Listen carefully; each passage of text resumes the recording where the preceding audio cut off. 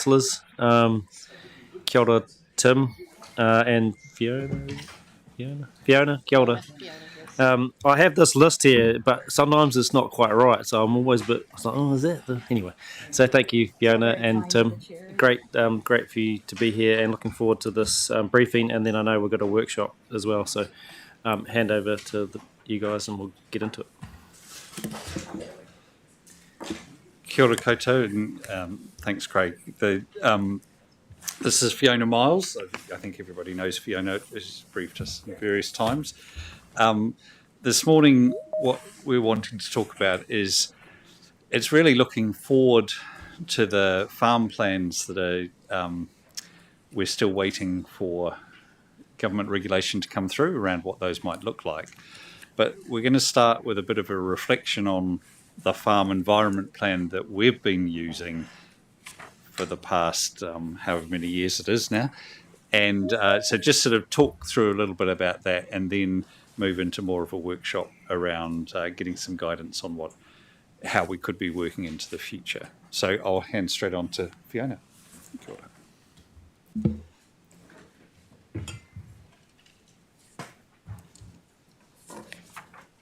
Kia ora koutou.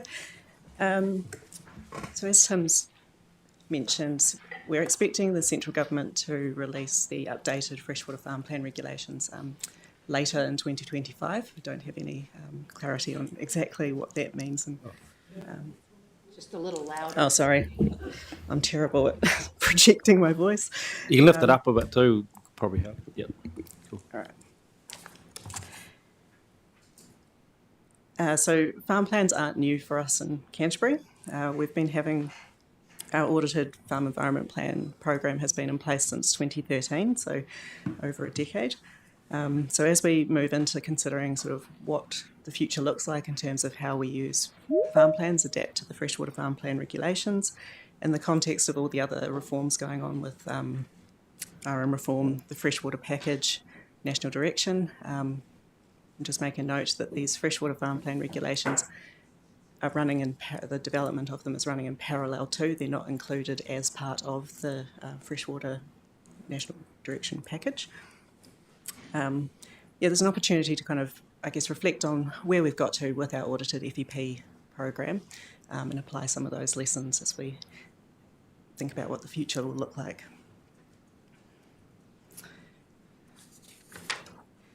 So you were provided with a background paper ahead of this as well, which provided a bit more of the background around the history of the EPP program, some of the rationale for why it was introduced, and sort of some of the lessons learned that staff have pulled out. The purpose for this sort of briefing/workshop is to apply that in the context of where we're going. Timing-wise, as I say, we're expecting the freshwater farm plan regulations to be released some point later this year. Given upcoming elections and then induction of new council, we may not be able to come back to you when those regulations land. So this is an opportunity to kind of test some of the principles or kind of where your positions are on some fundamentals that we can then, as staff, take as we consider how we respond to those regulations when they do land. Recognising that this workshop would probably be a lot easier if we did have some details about the regulations, but unfortunately we don't.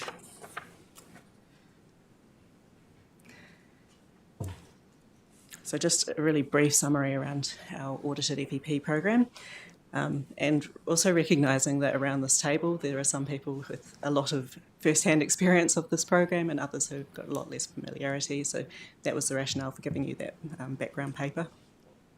So FEPs were first introduced in the Land and Water Regional Plan back in 2013, so that's over a decade of some form of farm plan being in place in Canterbury.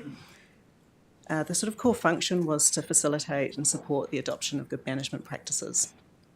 This has remained a really core focus, but since that 2013 date, we've had quite a few changes through sub-regional plans. 2015, we had industry-agreed good management practices that kind of underpinned a lot of those good management practices in the FEP program.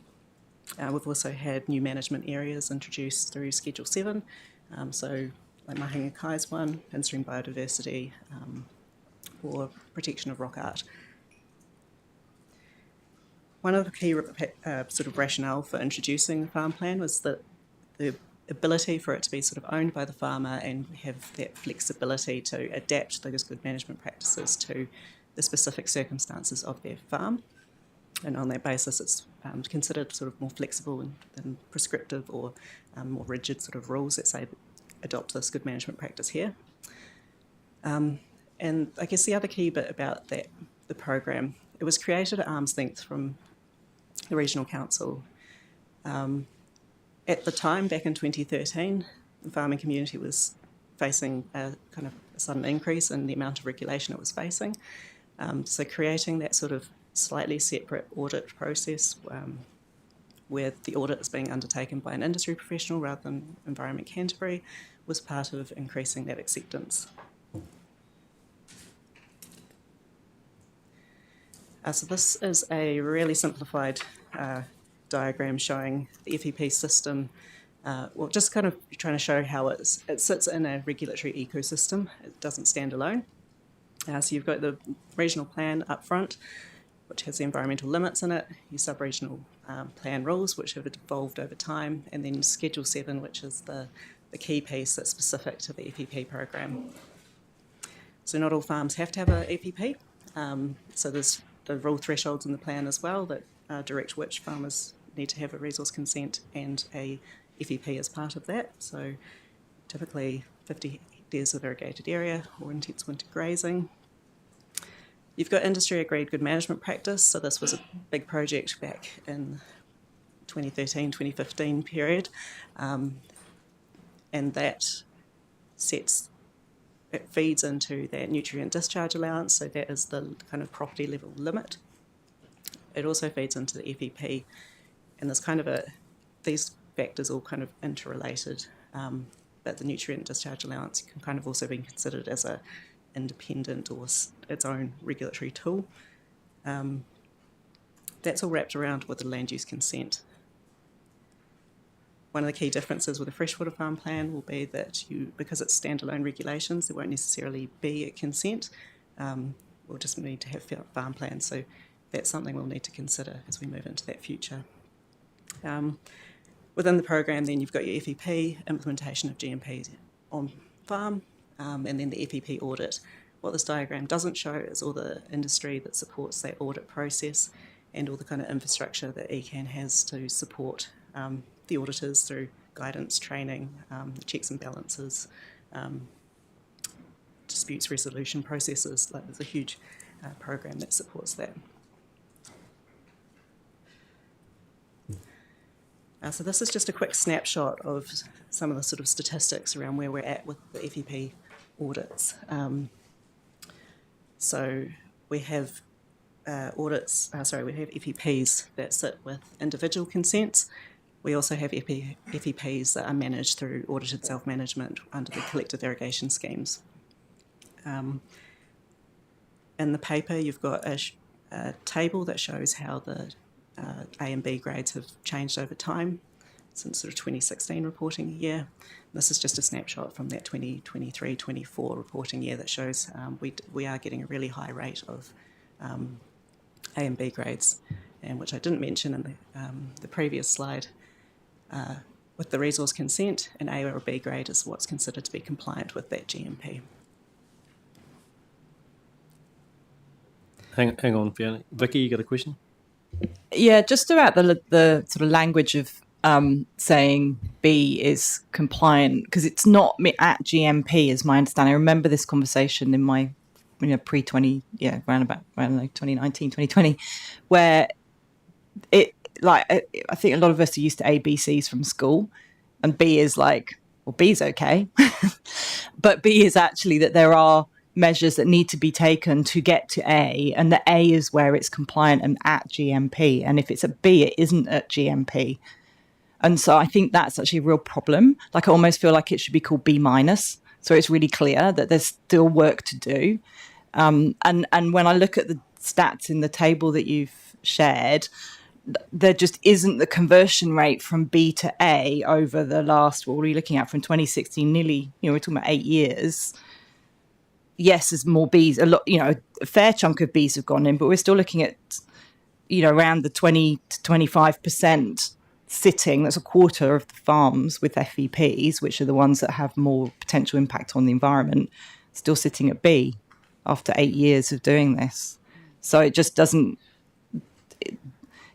That is the point. The B is that there's stuff to do, and there should be a time frame. My understanding was there's the time frame in which to do the actions that are take you to A.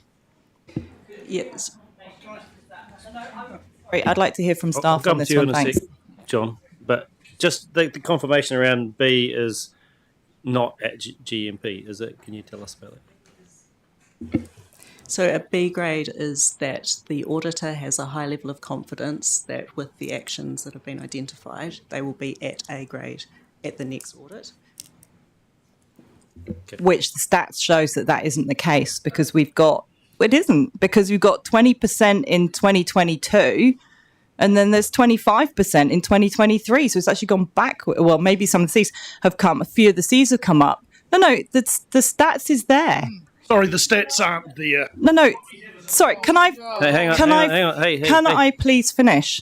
Clearly, Vicky, if at the next we just audit let they the should be at the we let A the staff grade and let us implemented, help us understand the table. That would be quite please. useful.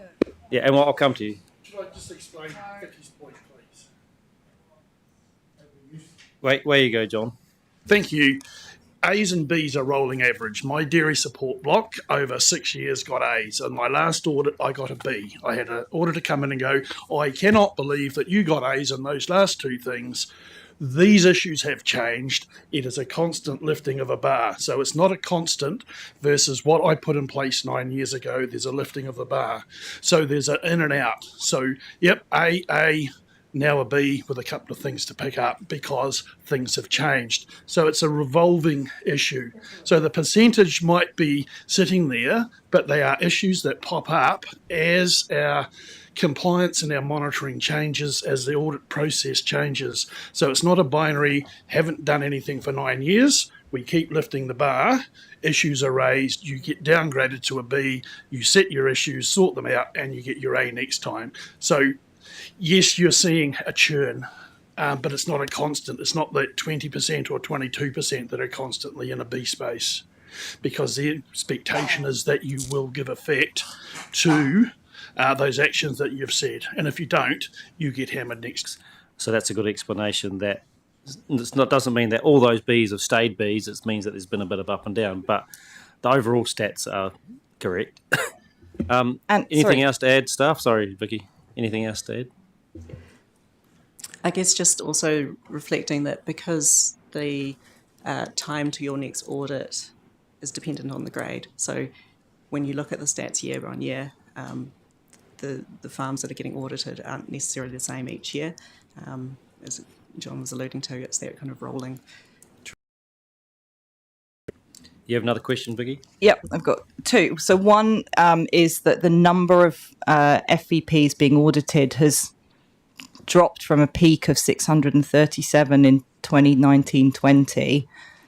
We're now down at 480 in the most recent year, less than that in the interim years. So I'm just wondering why we're... So that's within the schemes. So if you're an A grade farm for a scheme, you get audited every 4 years. So you won't have the same number of audits taking place every year. Just that. Yeah, the individuals as well, though. There has been a decline across the individuals and the schemes from the 2020-21 peak. So I'm just wondering if there's enough auditors. Is there something happening that means it's reduced? Well, is it reflecting what you've said, Fiona, that there's A grades and so they don't have it every year? Is it? So tell us, if it's a B or a C, does it have to be done every year? Can you tell us? So in the Appendix 2, it's got the table there of the frequency which audits are undertaken based on your grade. So for an A grade individual, that's 3 yearly. If it's B grade, that's 2 years. So that's where you get different numbers over year on year. But good question about do we think there's ever been issues raised about do we have enough auditors, or is that's never been raised? don't believe we've okay. had challenges. There may have been. Yeah, John? They chase us, so in the audit process, you get reminded that you are up for your audit. Everyone with those plans gets audited on their 3-2 year, and if you had a C, it's an annual. If you get a D, it's actions within 6 months and industry brought in. So it's on an absolute strict rotation. It always happens. Yeah. So there's no issue with auditors and audits not happening. Yeah, and I'll go to Pim, but Greg, have you got a question? And sorry, I'm not a farmer, but I do own motorcycles. So for me, the logic appears to be if you buy a brand new car, you're not required to get a warrant until the following year because it's deemed that if it's checked now, it's in really good nick for a year. Whereas if you're a crappy old thing, you've got to get it done twice a year or off the road. But I'm just curious because the Minister Macleay said, I think it was 2 months, around about April, he said that it's about removing heaps of red tape. It's about removing the philosophy of it all is about moving it from a precautionary to permissive. So I'm wondering, we're talking about what we've got now. What's my question? It almost it's a completely sort of different rationale. To go with the question is, he also said at the same time at that press release that he was working very closely with industry and with council. So I'm presuming you have a really good heads up of what is coming. In terms of freshwater farm plan regulations, so our staff have been involved in providing technical advice to officials at the ministry as the process has evolved. There's also been industry groups involved in separate work streams. There's a group operating under non-disclosure agreement looking at the industry approved pathway, IAP, make sure I get that acronym right. So yes and no.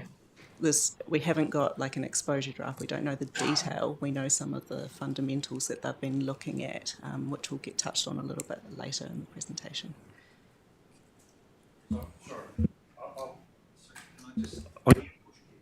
Sorry, Greg, I was just going to say this. Some of that into the future is what we're going to move on to. So at the moment, we're just covering off what we've got now and then thinking about, okay, what could it look like into the future? Yeah. Oh, sorry, councillors. Like we are having a workshop on this soon. We do probably want to get through the presentation, so let's do that. So if you've got questions, maybe jot them down. Honestly. Yeah. What's that? Well, sorry. Well, my question is this: we've actually stopped doing things dead in its tracks when we've said that we are waiting to hear and get advice from the Crown, and there's a number of them I could sign off. So I'm surprised that we are heading into a workshop not knowing what we're heading into. And I get it. I get the whole what we know about where we're at, and this is really good, and we're feeding information through to the Crown. But if we don't know, then we don't know. I think the difference is, Greg, is because we've got a system and we're ahead of the rest of the country. So that doesn't mean it's going to be what's implemented. We've already got a system. I think maybe the team's been trying to, and this has been a thing for a while, trying to make sure that the things that we've done in Canterbury don't get lost in the new system and that we don't have to uproot everybody and have to change to a new system straight away. So I know, that's what we've been saying for a couple of years. Don't the good work that's happened over 10 years in Canterbury, don't throw it out. Yeah, no, I get what you're saying. So anyway, I should be asking. we can debate this in a workshop soon, but let's let the staff get back. I'm going to make sure people note their questions down and we can ask them at the end if we've got time, or else they're going to have to come up through the workshop because I just want to get through the questions through the presentation. So carry on. I'll just very quickly answer the question about the number of auditors. Have we got enough? So Pim's here and can answer it, but we've got 23 accredited auditors across Canterbury, and that has not been a roadblock in to get the audits done. So, but otherwise, Fiona, you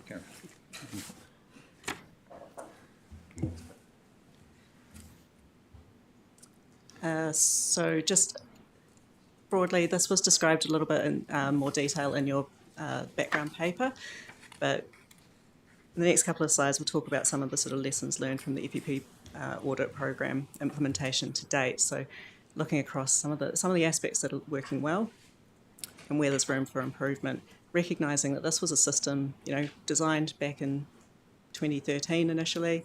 There's been some evolution through the planning program, but the context now is perhaps looking quite different with RM reform.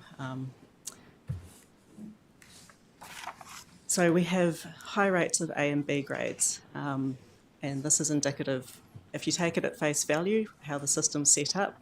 Auditors audit, they assign a grade, that gets reported to us, and those grades represent that GMP is either been implemented or is well on the way to being implemented. So just looking at those grades, it looks like we have successfully implemented good management practices fairly broadly. We've had really broad acceptance around farm plans as a useful tool, so uptake amongst the farming community has been good. We've seen other regional councils adopt similar approaches, and I guess is it flattery if government is looking to replicate some form of farm plan at a national level?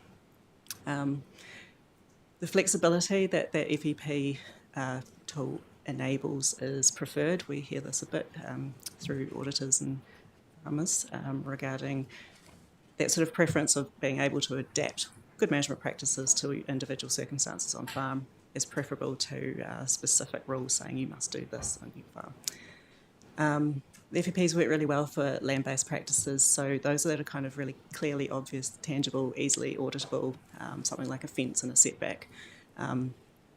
More challenging for things where, again, looking at the audit that's looking back over 3 years, if you're needing to provide evidence of a practice or something that was done in the past. And increased awareness of impacts of farming on some of those values that have been introduced later through the sub-regional planner changes into Schedule 7, so mahi and kai being one, in-stream biodiversity, managing the impact of irrigation on Māori rock art. So some of the weaknesses. So again, I talked about kind of at a superficial level, we get data saying we've got high rates of A and B grade. That signals that GMP is being implemented, but there's some challenges in the data that we get and understanding what that kind of means in practice or at the farm level.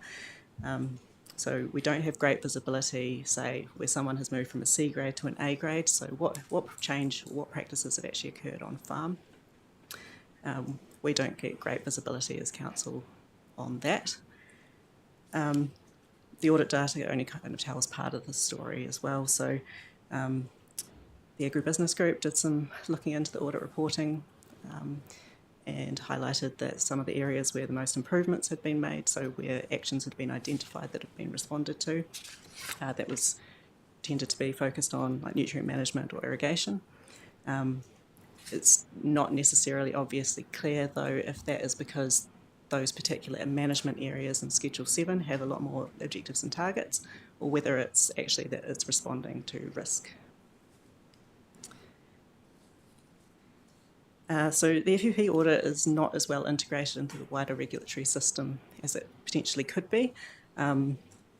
Again, as I mentioned at the beginning, it was kind of created deliberately at arm's length with industry providing that audit service.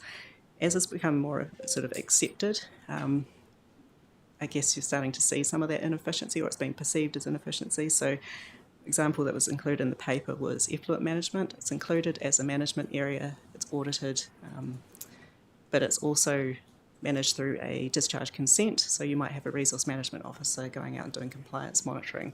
So from the perspective of a customer, it can look like there's two different people and they're doing different functions, but there's two people kind of asking very similar questions. So is there something we can do there?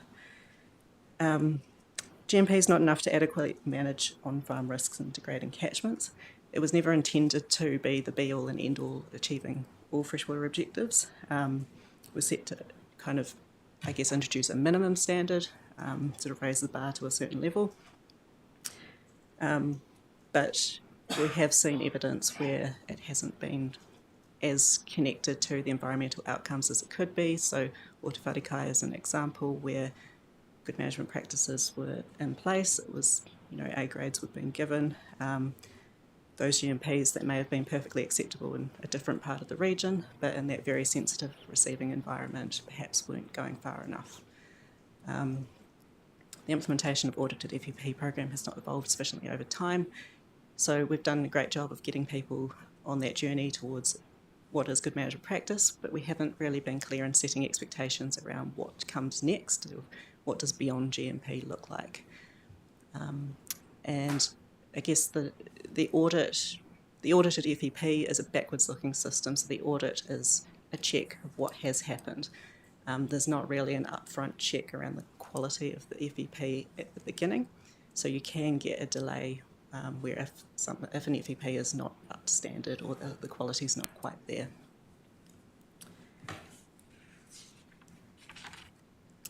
We're just going to carry on and we'll get to questions at the end, so you're on the list, Ian. There's only a couple of slides left. So lessons learned that we've just presented kind of reflect where we've come from 10 years ago. We've got a lot of change in context at the moment. We know we'll have freshwater farm plan regulations landing in 2025. Well, that's what we've been told.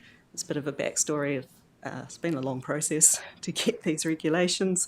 So a quick refresh, they were originally signalled through Essential Freshwater way back in 2020. The submission was done in 2021. A discussion document, they were finally gazetted in 2023. And then the current government paused the rollout and has been undertaking a review to manage or to reduce complexity and cost. We're now expecting those regulations in the reviewed form to come out, as I say, in 2025, with implementation to begin in 2026. I don't have any detail of what implementation will look like in 2026, sorry. I assume it will be quite limited, as there's a lot of the kind of national infrastructure that will need to still be stood up. Staff have been providing technical advice through to ministry officials over the past 12, 18 months. But there won't be any sort of formal consultation or submission process for council to feed into the regulations. We're expecting that they will be just released in their updated form. So this table was developed when the regs were first introduced, trying to highlight some of the differences between audited FEP and the freshwater farm plan. The fundamentals, fairly confident that they will stay, but some of the details will change. So some of the key differences that we're expecting. So the thresholds originally, a farm plan was required for pastoral if it was over 20 hectares. That's likely to shift to 50 hectares, so more aligned to our system. Certification, originally all farm plans were going to need a certification, so that was a kind of upfront check that the quality of the farm plan was appropriate for the risks that were present. It's now likely that only higher risk farms will have a certification, so dairy, potentially others. Others will be an audit-only system.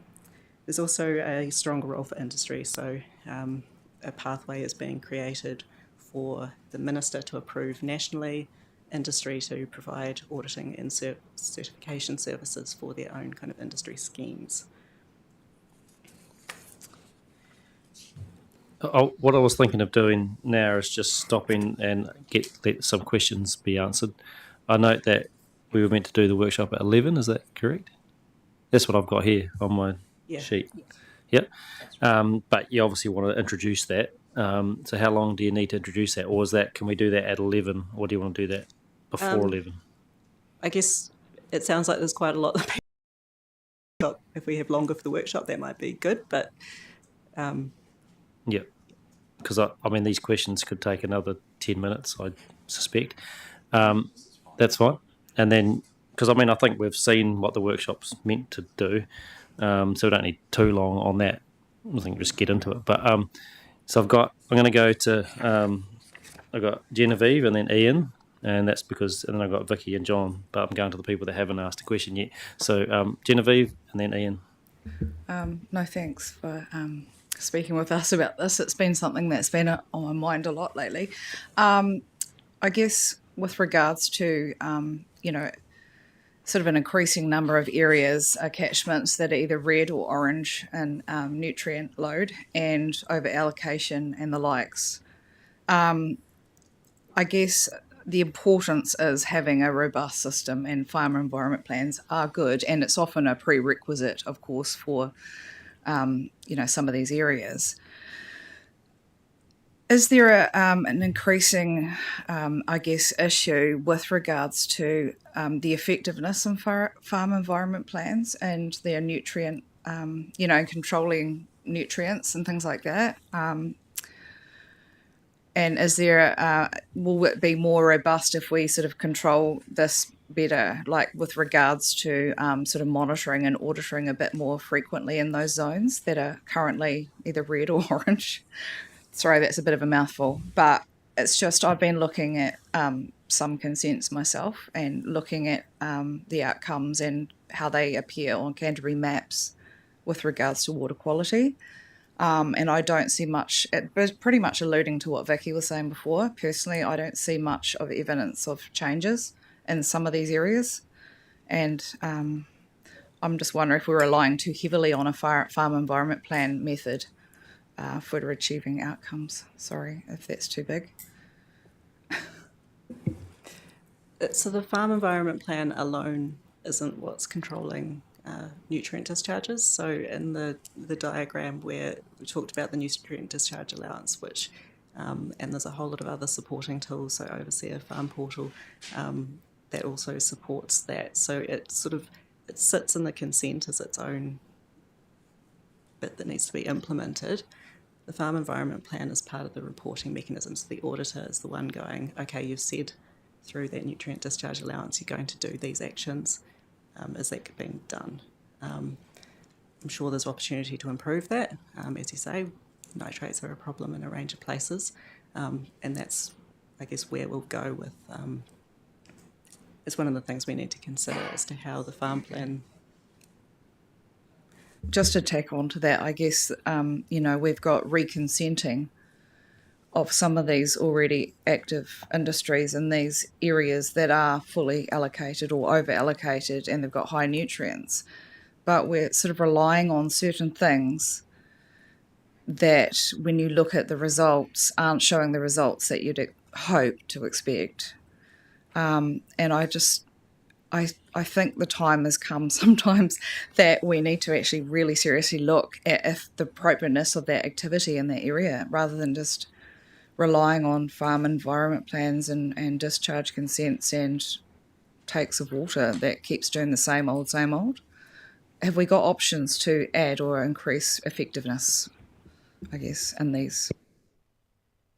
I'll have a go at answering that, because I think that's a very difficult question for staff to answer. In short, I think that, and that's part of what we're trying to explore today, is a little bit of, okay, what else could be done to this diagram here, and this is trying to show is where the FEP sits, and that it's not the only part, and getting to GMP is not the only part of in red or over allocated catchments. So quite often we talk about the nutrient discharge allowance being actually at a percentage of good management practice. So you've got to go above and beyond good management practice to achieve what's required in those over allocated catchments. But fundamentally what you're asking is what we're kind of moving on to a bit around.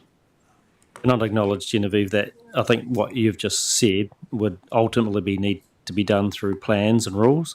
And of course, you'll know we can't do that at the moment because of the government decision. And of course, the announcement last week until 2027 at least. So we can't do anything at the moment about that, like under the law. So that's why the workshop is, let's think about what else can happen, what else we can do. Ian. Yeah, look, I found this report quite disturbing because what effectively this report is saying is that the council has imposed the obligation for a whole lot of landowners to run farm environmental plans and to implement good management practice, and the council hasn't done anything to monitor whether in fact those practices have had any beneficial outcomes. And that's effectively what the report says, and you say it's difficult to get from the auditor's reports whether in fact those are correlated to but in fact, the stuff that we should be doing anyway. So if part of the FEP and maintaining an A audit is you have to have soil moisture probes. You tend to have established that you've got a high degree of confidence that they're managing their irrigation applications and everything to the highest level.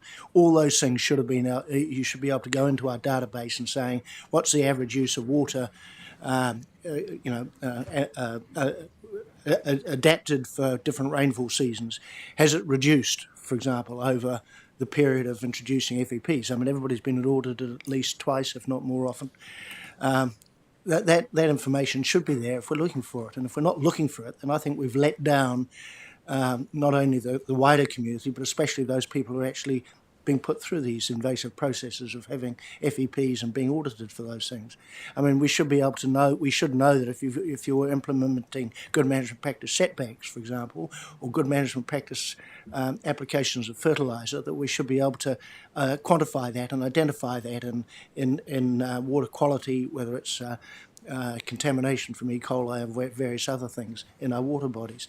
And if we're not actually doing the science on, as the regional council doing the monitoring, all we're doing is putting a large part of our rural community through a bureaucratic process for no great benefit. And then when I looked at the questions that we're being asked to do in the workshop, we're not actually addressing how are we going to get better environmental outputs from this process. We're talking about the processes of administering FEPs. We're not actually focused on what the outcomes might be. I'm slightly Ian, disturbed. so I think you should raise that in the workshops. I think you should. That's why I was definitely flagging it now, so people think about it. For sure. Thank you. Because it's a very disturbing report, this. Thank you. So in this time we've got left, it'd be good if you have a question, let's get some questions out. If you don't, if it's a comment, then let's leave that to the workshop, because we've got now 5 minutes to 11 o'clock and I've still got 5 people on the list. So if it's a question, let's ask a question so it can help the workshop. If it's a comment, let's bring it up in the workshops. So I've got Vicky.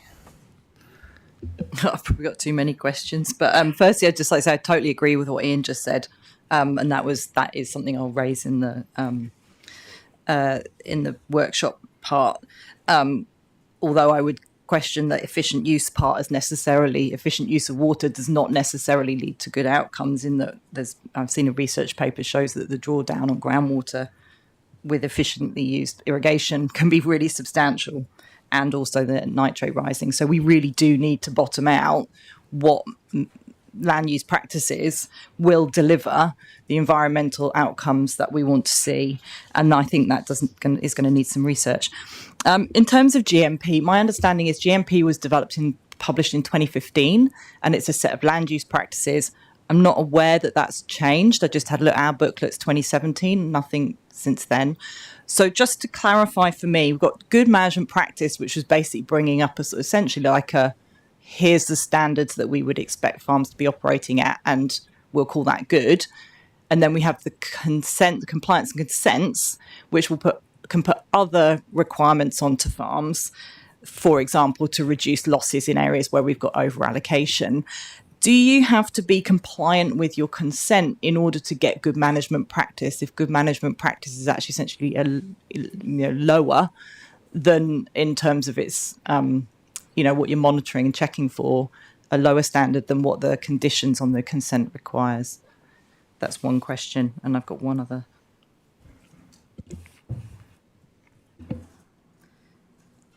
I think I've understood your question.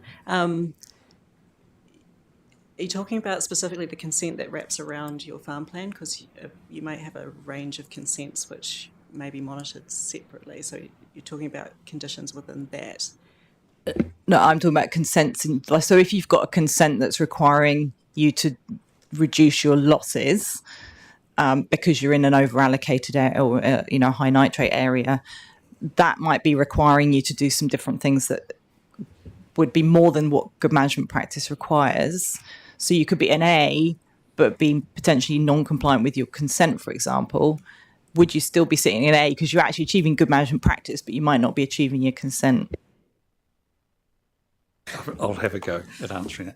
The Farm Environment Plan has to set out how you're going to achieve in the case you're talking about, a lower nutrient discharge allowance as well as good management practice. So it has to set out how you're going beyond good management practice to achieve that. So you're being audited on an FEP that is setting out for those higher than good management practice. So that's getting to John's point where the bar, although good management practice as a sort of standardized collection of actions in a particular farm system or types, that stayed pretty straight. That stayed as it was published in 2015. But in parts of Canterbury and perhaps other parts of New Zealand, there's a shift in the bar because the consents are requiring further actions to respond to the environmental impacts that have arisen through cumulative effects. It could be that. It could be through the consent, but it could also be because good management practice, as it's defined, is pretty broad. And it could just be that there are known ways to achieve that, and that the farm environment plan is saying you could actually be doing these practices. So it talks quite broadly about achieving, just say, irrigation efficiency or something like that. Now, that might be something that things have moved on a bit in how you achieve that, and that would be reflected in the plan. So it could be because of a consent and a plan, or it could be because of changing practices and ability to do that. The other, Thanks. I guess one of the thoughts you had there around no great significant change and things are in a constant, from my perspective as a farmer and being audited across 4 different consents over a 10, 12-year period, I do see that constant change and uplift. And one of the challenges I've articulated over the years is, as auditors and the process changes and expectation lift, how do I know what those changes are? And ultimately, yes, I got a B on my support block, which was A, and then A, then I got a B. Well, you should have known that, and no, this is how we're interpreting it now. So we are seeing the uplift. And I guess one of the challenges for me is, we have 20-something, or 30 rural support advisors in the organisation, 180 consent planners. How do we turn it around to actually get that information out? So, yes, I got a B, we'll rectify it. I've just spent 100,000 subscribing to Halter to improve some of my environmental aspects. So, very little things, but a lot of cost involved. When we know, we shift, we move. So, I am seeing the uplift, and coming out of the Selwyn Waihora, we knew that GMP would get us to a point and a line. We were all required 17, 20, 30% reductions in nitrate losses, and if we go into Ashburton, a 35% reduction in losses. So those things are accumulating and lifting all the time. So we are seeing an iterative process and a range of things ramping up as we go along. But it is difficult to know what the audit process looks like from year to year, because interpretation and changes sit in those documents. And what was once this thick now sits this big. And it is damned hard work on our side, fully understanding what implementation of that looks like today. So those are the challenges we face. So we do see the change. Thanks, John. Grant? Thanks for this report. Yeah, no, it's thought-provoking, and I'll certainly be contributing to the workshop discussion, probably along the lines of spatial planning. But look, my question really is on page 6 there, Schedule 7. Does that provide the basis for the farm environment plan in terms of the minimum requirements that have to be made? so Schedule 7 it sets out management areas and objectives and targets, which the farm environment plan must reflect. They vary somewhat as sub-regional plan changes have occurred over time. Some of the requirements in some zones will be more detailed than others, but yes, it sets the kind of framework for what the content of a farm plan is. And has Schedule 7 been updated as each plan change comes through? Okay. Just sort of related to that then, on page 8. Is it page 8? Page 9, where there's a suggestion that GMP is not enough to adequately manage on-farm risks in a degrading catchment. How are those issues dealt with? Is that simply through the audit process? And if it is, what is the process? Is there a process for determining the uplift required? John's has been talking about every year it's changing. Who makes those decisions, and is it across the board? There's a range of factors there. So some of it might, if a particular issue comes through, auditor training may be used to make sure that everyone is applying the same sort of standards. Regional plan, so where plan changes are being made, they might direct that a particular issue has arisen in a particular zone, and therefore a Schedule 7 in that zone might say more focus is needed in this area. And then I guess just over time, as John's alluded to, just industry standard, and as things, what was good practice in the past becomes kind of standard. So I guess there's also just that evolution as well. Cool, thank you, Fiona. Hang on, Ian. I've got Dion next.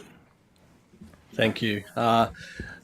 Question I have, I've got two questions. One was, how does this or the movement in this FEP start to consider cumulative effect? Because that's something that has been on my mind a little bit, because these are very isolationist. And also cumulative effect, not just on farms, but also on urban environments where you've got discharges and wastewater discharges. What do you call those things? Septic tanks. There's a whole lot of activities that are also happening. How do you understand the cumulative effect? Because these things aren't really picking up on that. So is that somewhere else in there? And the other question that I had was, you talked about industry. How does industry, and I know there's a greater role for industry, you've mentioned it there, but I'm not sure yet. When I look at the Ds, I should be thinking the industry wouldn't pick up their product, or shouldn't be picking up their product, regardless if it's potatoes, onions. Is there any deterrent for having those, apart from somebody just having to redo their FEP in 6 months? On your first point around cumulative effects, so again, the FEP doesn't sit in isolation. It's got that ecosystem, so cumulative effects it's not perfect, but... So if I took an example of the Upper Waitaki, where the nutrient limits that were set through the plan gives a nutrient limit for Twizel, for the sewage treatment works for Twizel. Now that's a problem actually for Twizel, but that was deliberately saying that is part of the nutrient contribution. It does the same for salmon farms, and it does the same for farms as well. So as much as we have tried to pick up the different sources throughout. So that was and the second question. Second question was about Cs and Ds, and is there any deterrent? Yeah, I mean, I don't represent industry, but through my interactions, these guys are nodding, through my interactions with ministry officials, so like Fonterra has been quite keen to see freshwater farm plans progress, because they see that benefit as being, the reporting around good management practices as a selling point. Cool, thank you. Certainly Synlait do. They very much have that approach, and the irrigation schemes also. And if you want to have a bit of power, just turn off the water. And irrigation schemes have been, a big part of that, of being able to say, actually, we don't accept anybody with a D. And you've got so many, they can do it within that tighter time frame. So you've got to address that within 6 months, or you're off. And they do. Peter, you had your hand up earlier on. Oh yeah, thanks, Craig. I was just I wasn't going to ask this question, Craig, but Dion sort of opened the door on that, and I'm just wondering whether the future have we got a view on what the future will look at in terms of cumulative effect and catchment accounting for nutrients? I know that there's some of that stuff there now, but I also know that through some of the work that we've been doing, especially with that case in Ashburton, that the court's not understanding how to handle that. So I think that's in my view anyway, it's a coming issue. Have we got any thought about where that sits? Might be a really good topic for the workshop to raise, Peter, in your group. Yeah, let's do that. Yeah, cool. Let's do that, Craig. I don't think I had anyone else other than Ian. Is Claire, you didn't want to ask a question? No, all good. We'll get it into the workshop. So, Ian, one last question, then we'll stop. Just to help Vicky and Grant, their questions about the iterative nature of good management practice. And you'll find that if you look at consent conditioning on whether it's Dairy New Zealand or whether it's beef and lamb on various things, so and that is where the iteration is coming. So where industry groups are doing, coming up with better management practice, that is referenced to. So the particulars of what that means doesn't sit in the detail of the consent condition, so it's not set in time, but consent conditions refer to, so for effluent management, you have to be at the best practice as outlined in the, I think it's either Dairy New Zealand or the Fonterra manual for if you're a Fonterra. So, and that changes all the time, and so actually you have to, and that's the iteration that John said. Cool, that's part of it. I mean, there was 2 other things mentioned, so yeah, there's a lot of things going on.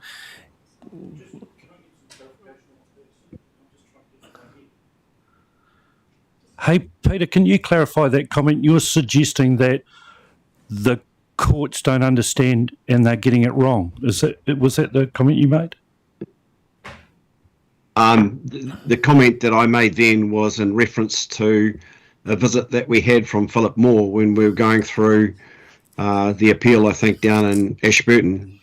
And I asked him a question about, because that swung on the fact that it was a global discharge that was being looked at, but if you went back to individual farmers or individual properties, should I say, not farmers, but individual properties, and you looked at them, there was compliance individually, but the cumulative effect was something that may have been recognised as causing an issue. Now, I asked Philip that point, and he basically said, Peter, I reckon we. Well, let's do that then. I don't mind. All good. Let's do that. Cool. Sweet. Cool. I think that's all the questions. Sorry that's taken a long time, but I mean, this is a big issue for all of us. So it was important to get some of the clarification out. I'm keen to get into the workshop, honestly. I don't know if we need to go through the questions and all that. I think we just put them to each group. So who's splitting up the groups and stuff? You got that? I do. I was just rejigging them. I wonder if we do one group with the people online. Might be easier to just manage that. So, Olivia, are you okay to do that? So I can facilitate group 1. So I've got Chair Craig Pauling, Councillor Grant Edge, Councillor Nick Ward, and Councillor Claire Mackay. I don't know if maybe in that corner. Group 2 with Dan. Dion, Genevieve, Nook, and Ian. And third group with Joe Edlin. We've got John, David, Vicky, and Greg. Cool. Thank you. So, and then we've got one group online, as you heard from Fiona. So we've got some big bits of paper over here with the questions written on them. What time are we finishing? I think it was 1:45. That's what I've got so here. We might need to do some speed workshopping to get through them, but hopefully you've been thinking about it. I think it is helpful that you give us an indication when to move on to each next question. So maybe come around and say, yep, you should be moving on by now. Yep. We might have to adjust those timeframes, so it might be like 7 or 8 minutes each question. I suggest maybe we break into the small groups, work through the 4 questions, and come back and do the reporting at the end. Cool. Yep. And just give us a time, like, do we need 10 minutes for that? Probably that's good. We do a quick feedback, so at 11:35, so that leaves us 20-something minutes. Cool, all good. So we'll leave it up to you to tell us when to move on. Cowboy, let's go to those groups, people. Group 1 over here somewhere. Group 2 could go into the room next door, and Group 3 maybe down the back. All good? And Sorry. Olivia has just sent an invite. Cool. And those of you online, Olivia sent you something, so go and log into that.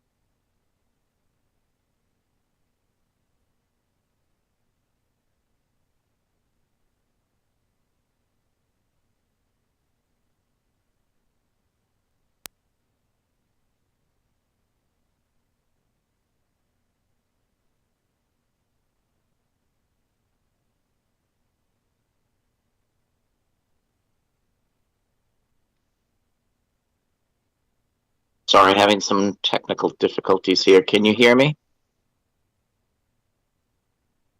Take that as a no. Okay. Yeah, I can hear you, but I think you're got to be in a different link.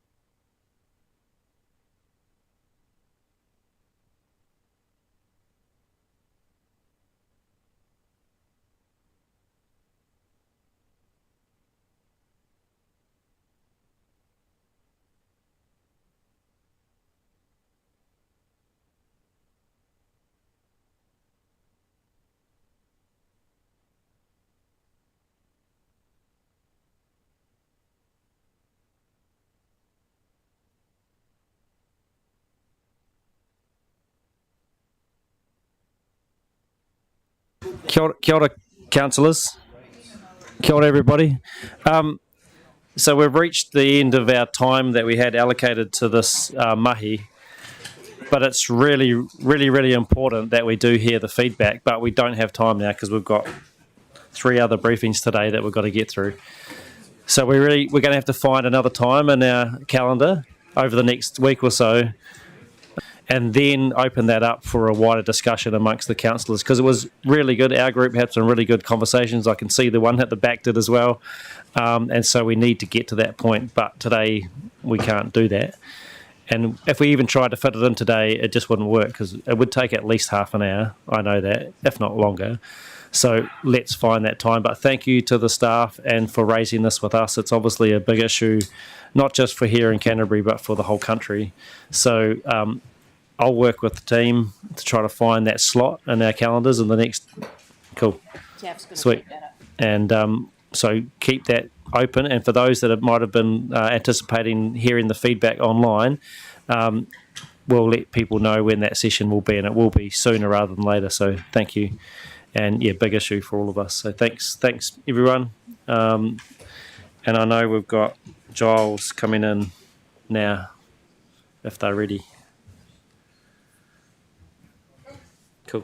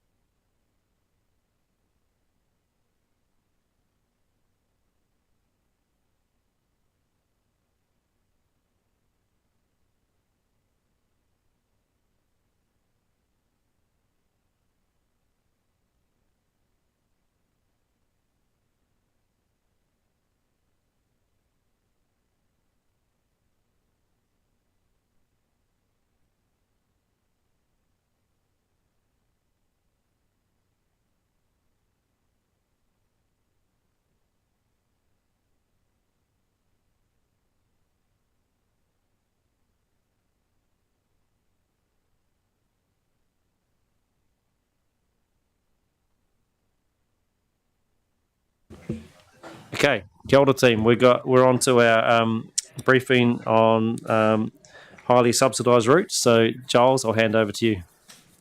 Yeah, thanks, Craig. So I just wanted to spend a couple of minutes introducing Mark, who's joined us as Principal Transport Planner. I think we're very privileged and lucky to have him on the Environment Canterbury team. He has lots of letters after his name, which I won't attempt to read. But he is a chartered transport planner. He's CIHT, whatever that stands for, industry champion. He is the national chair of the Engineering New Zealand Transportation Group. He brings 16 years of experience in transport planning across the UK, Australia and New Zealand. And he is New Zealand's first chartered transportation planning professional, which is obviously good. He's been working in consultancy, particularly with the WSP, and developed plans and strategies across the motu, including evaluating schemes valued at costs and benefits in excess of $2 billion. In Christchurch, he's been instrumental in projects such as the Pages Road Bridge and also in MRT, you'll be pleased to know. And he has decided to join us because he is motivated to support the continued journey on PT Futures. He's respected nationally as an industry leader, particularly in relation to his modelling work, and he has also published research reports for MOT and NZTA. So, brings a lot of experience, and so we're very lucky to have him. Welcome.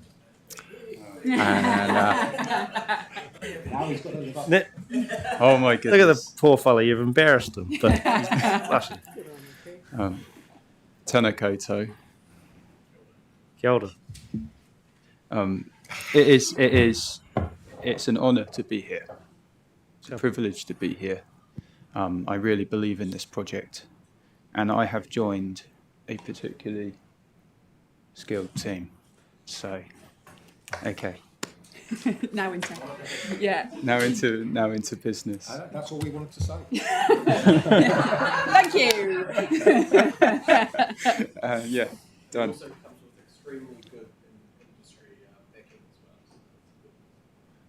Thanks. Okay. Cool. We can talk about that. Yeah. So on to high subsidy routes. You've got control of the slide. I do. So rather than go through this or take it as read, can I take you through it maybe in 3 or 4 minutes just to highlight the key points, and then we can, if it pleases the chair, we'll go to questions. This might be good to move that mic just a little bit closer and Yeah. push it up. That's good. Thank you. Thank you. So we're here to have a conversation and really gain a sense of direction today. And this is framed on high subsidy routes, but it's really connected to the bigger picture and how we can take forward an optimization program. So this follows on from the private revenue share commitment. Slide 4, we talked to the bigger picture. Our need to sustain success against a backdrop of change, largely imposed on us externally. So that includes private revenue share itself, and also the need to do optimization if we're going to gain more funding to support that rest of network program. And that really unlocks everything, including MRT.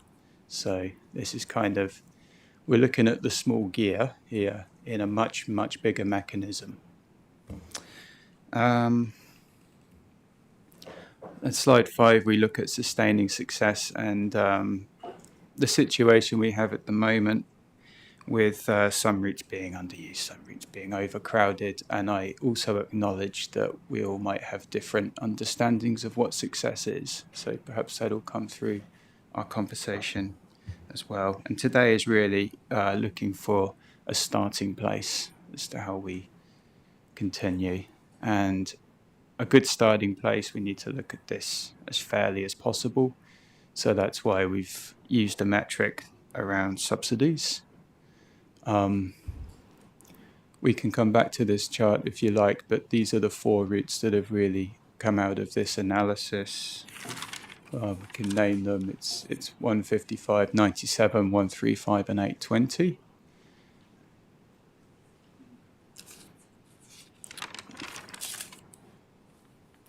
And again, we're being forced to look at a more patronage growth model. And again, I acknowledge there's different measures of success. Based on patronage, if we're looking through that lens, slide 25 here shows that the patronage is quite low. On all of these routes, it's very low. So that makes them an obvious starting place to look at. Can we just, on that last slide, because I don't know the routes off by heart. So what one's what? So 97 is the what one? So 90. Yep. And 135 is, that's the green one there, cool. Yeah. And then 820 is at the Littleton? Lincoln to Lincoln. And then the last one is 155 is Littleton to cool. East. Thank you. Okay. I think we'll keep going, but note your question down, then we'll carry on. Okay, thank you. We also note operational challenges. So sometimes decisions are difficult because they are. There's not always easier solutions. The routes have specific characteristics which make them more expensive to run, and therefore they're more exposed to issues such as underutilization. And higher subsidy routes do undermine the private revenue share targets, where there are more efficient alternative opportunities to serve communities.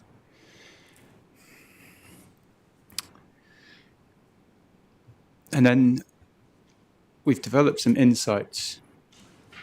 And I say insights, we're not as far as recommendations yet. We were looking to have a conversation really around where next. And you can see that we have arrived at some early ideas as to what we can do, and these ideas relate to the fact that for some of these routes, measures have already been taken. So there are resources shared, for example, on the Route 97. The same buses also service Route 91. So we're not starting from the beginning here. And we can look back as well at I might just skip back a couple of slides. The Route 820, for example, the chart there has some of the bars highlighted. I've got a pointer or something. No, sorry. That's okay. But if you look at the Route 820 graph, you can clearly see there's school demand. So one particular option would be to repurpose the route and play to its strengths. And then we conclude with some insights from this analysis. And that would include options such as consider discontinuing. And this is all framed on being able to repurpose resources. So it's a good reminder we have a fixed continuous program value. We've got a clear indication that that might not grow as much as we want it to. So this is the early conversation around how can we be more resourceful within that cap and keep our eye on a bigger prize, which is PT Futures ultimately. So going into discussion, I guess, We can open it up for questions. or we and could comments. we could do that. Yeah, I think that's probably. It might be a good place to open up for questions and comments. Yeah, all good. Vicky, you had your hand up first of all. Yeah, just on those, it's all 3-digit services which have got really. I mean, like, yeah, that Littleton to Eastgate timetable is about four times on it. I mean, it almost doesn't even look like a timetable. So, are they set up to fail? That's one. Like, if there was more service, would they have more patronage? And then, sort of related, I suppose, I would hope we'll be looking at options to try to service those communities via other routes that are currently doing better and might need just a wee bit of tweaking. Yeah, thank you. Okay, so are they set up to fail? I guess when they were set up, there may not have been high expectations of high patronage, but I think this comes back down to those external factors that have changed how we need to view the network from a coverage more to a patronage growth model. So I guess from that angle, we need to relook at our network through a new lens. It's not necessarily, that's not our decision, that's what's being done here. And then ultimately, yes, we're developing a bigger program. So this is just the start. As I said earlier, it's the small cog in a bigger mechanism where we want to undertake a network review, which will ultimately aim to serve more of the community better over time. But what this is really about today is how can we start? Where do we start? Cool, thank you. Yep, Sonia.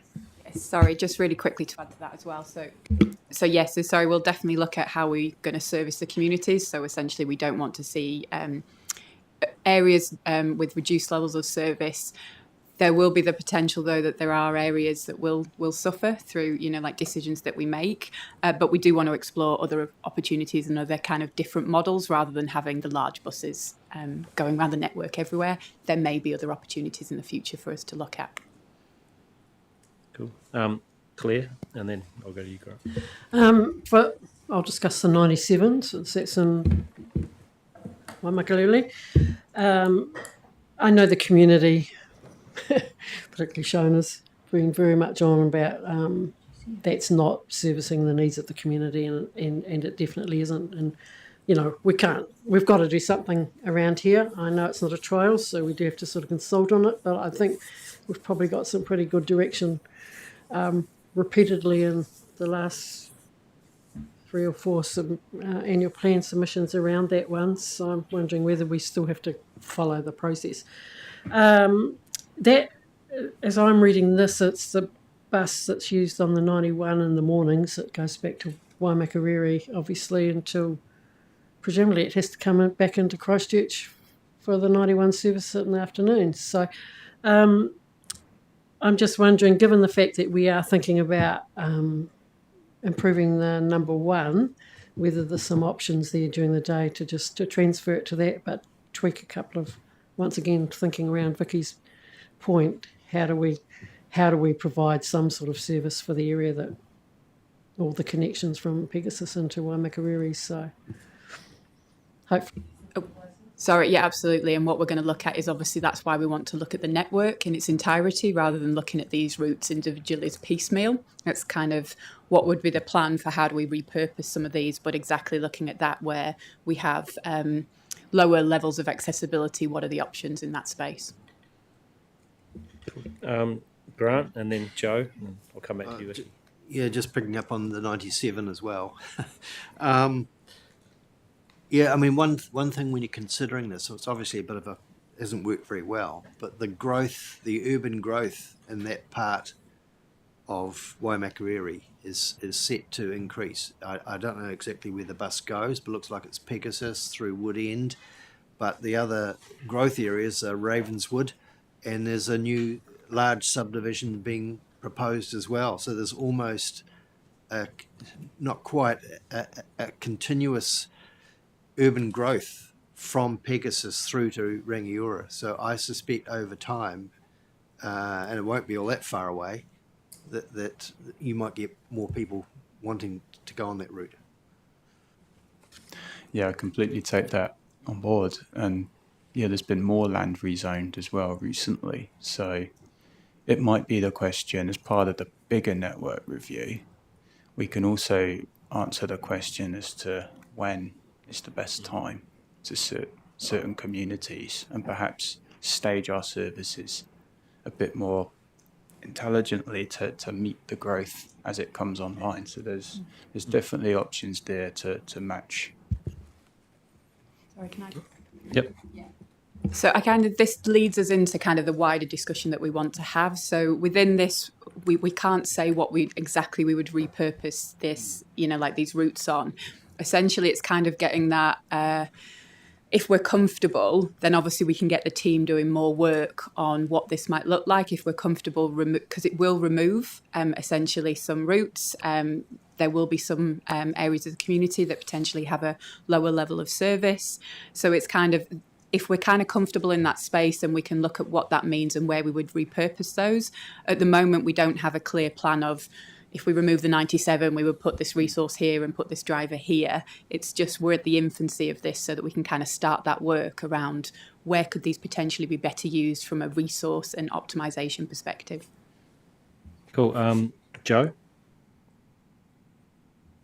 I'll go to Joe first. Yeah, Route 135. It'd be fantastic to service South Preston's.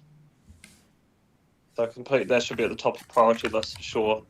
I've just got a question. Where are we actually at with the Pages Road bridge renewal?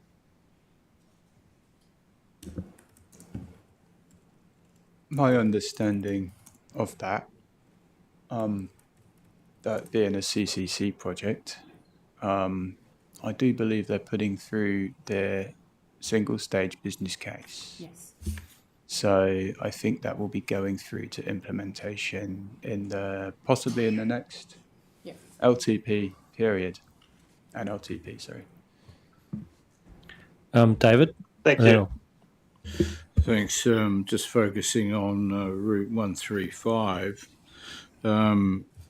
For a number of years, I think, at least a couple anyway, we had a smaller 16-seater running on that. So I'm sort of betwixt and between about sort of trying to find some efficiencies. When we had a smaller bus on that route, it probably regularly might have been up to half full. But now we chuck a 40-seater bus on it, and it's far more uneconomic to justify a 40-seater bus on a route that was never going to have great patronage. The same thing applies probably to Route 60 when it trundles all the way down South Shore. Sure, in the morning it's probably reasonably well patronised, but it goes that bus service goes down South Shore. I don't know how many times a day, and in the middle of the day, it'll be lucky if it has one or two or anything on it. So I'm struggling. I've heard before about the operators and provision of smaller buses, blah blah blah. But why are we sort of persisting in chucking 40-seater buses on routes that we know are not going to be particularly heavily patronised? Yes, sorry. There's a number of kind of the cost when we put in smaller buses. A large percentage of the cost is the driver, and a lot of the other contractual costs. So there isn't as much of a cost saving as you would imagine from a large bus to a small bus. And also we have buses that go to other routes, so therefore we need them in one area. But like I say, this is something we're like happy to look at and something we want to consider, which is what do some of these different potential models look like for the future. The key to some of these routes, though, is really looking at the origin and destination. Where are people coming from? Where do people want to go? And how do we best service our communities in a way that meets their needs? So it's coming back to some of those basic planning principles. Just in supplementary to that, in recent months, there's been quite a call for a better bus service out of the Prestons subdivision area. And the 135, quite frankly, sort of it ultimately ends up in the Palms, but it takes an eternity to get there, and it just winds all around the place getting in there. And look, I'm involved with the North Beach Residents Association. They're concerned about sort of,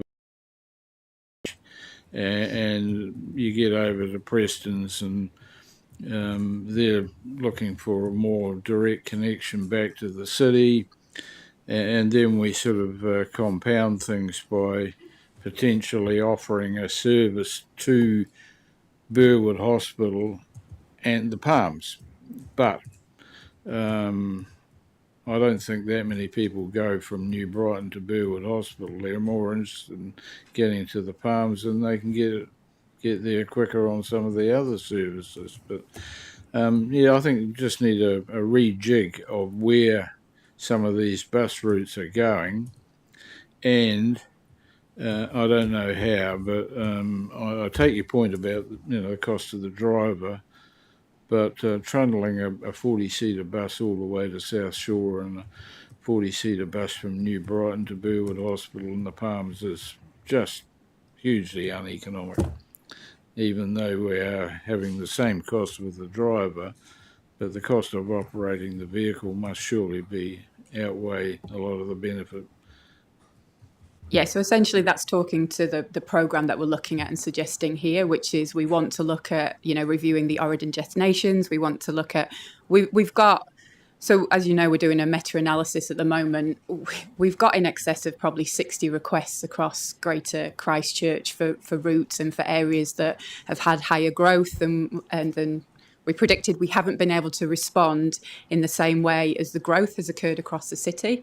So essentially that's what we want to look at. We want to go back to some basic PT planning principles, which is where are people coming from? Where do they want to go? Exactly that. What are the linkages and what are the journeys that they want to do? And looking at actually how can we optimise and make the best use of the limited resource that we have.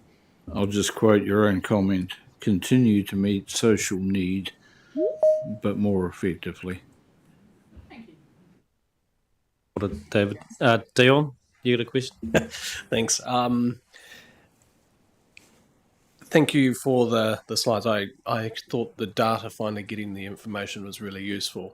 One thing I've been thinking about is the approach that we have to this. When it comes to triggering a review of a route, at the moment it feels like we're just looking at the data, which is good, but we don't have necessarily a policy of how we trigger a review of a routes optimization if we're thinking about making best use of our resources. We should have automatic trigger points. If the route's not meeting a certain threshold, it's out, cut, gone.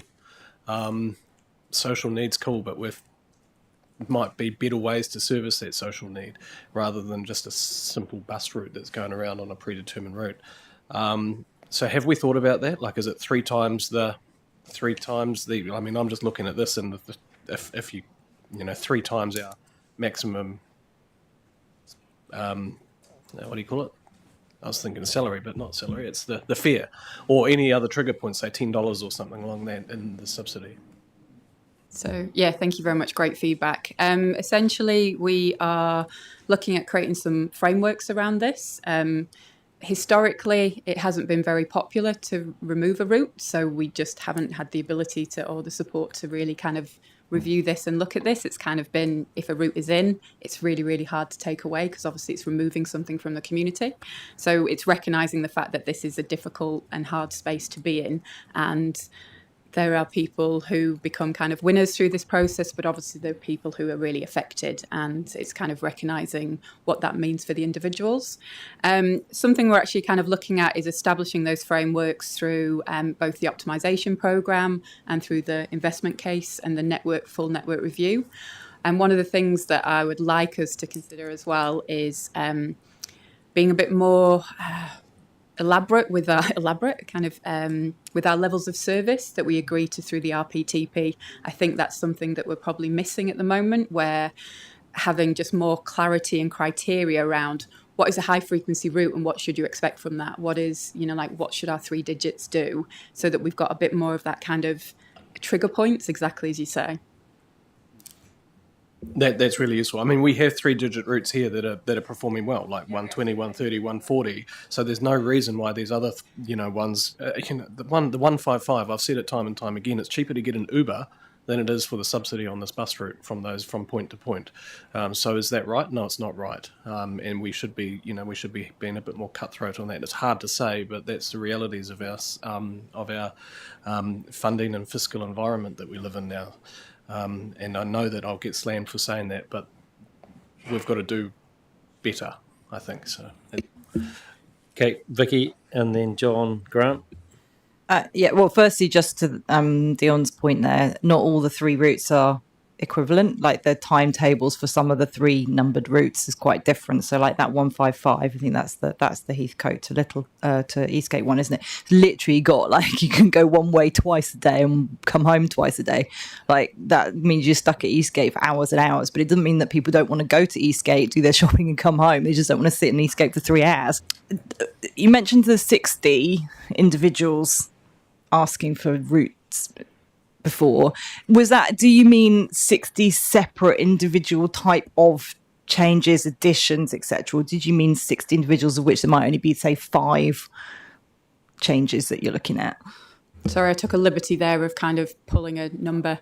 Essentially, we're looking at the meta-analysis at the moment. That's with our consultants to pull together, because what they're going to look at is historically over the past 2 years, and we've themed all the feedback that we've got. So it's going to be a really great resource that we have. Essentially, we receive countless number of requests for service changes, route changes.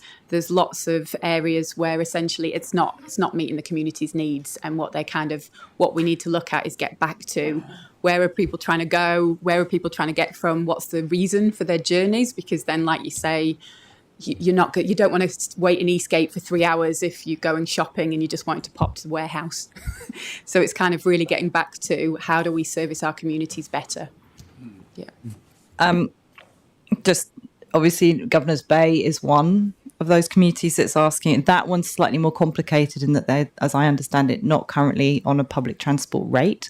And so I would hate to see that request drop down the priority list because there's that additional complexity of going out and doing some more specific consultation around the cost on the rates for that, which is quite substantial when you look at the public transport rate.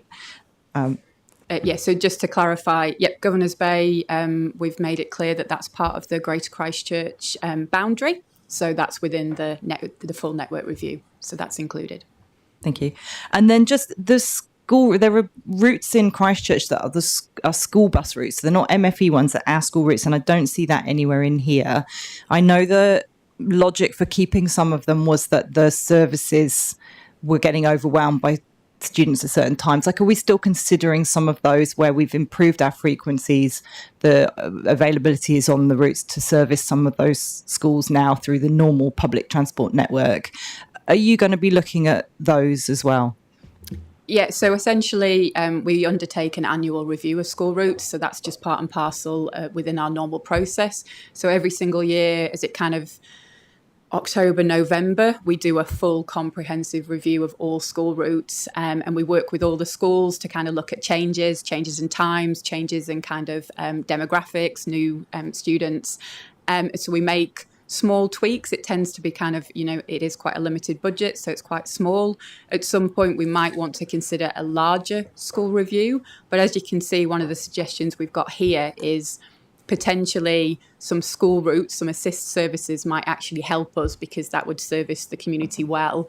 And the school contract is cheaper because essentially they're doing one trip in the morning, one trip in the afternoon.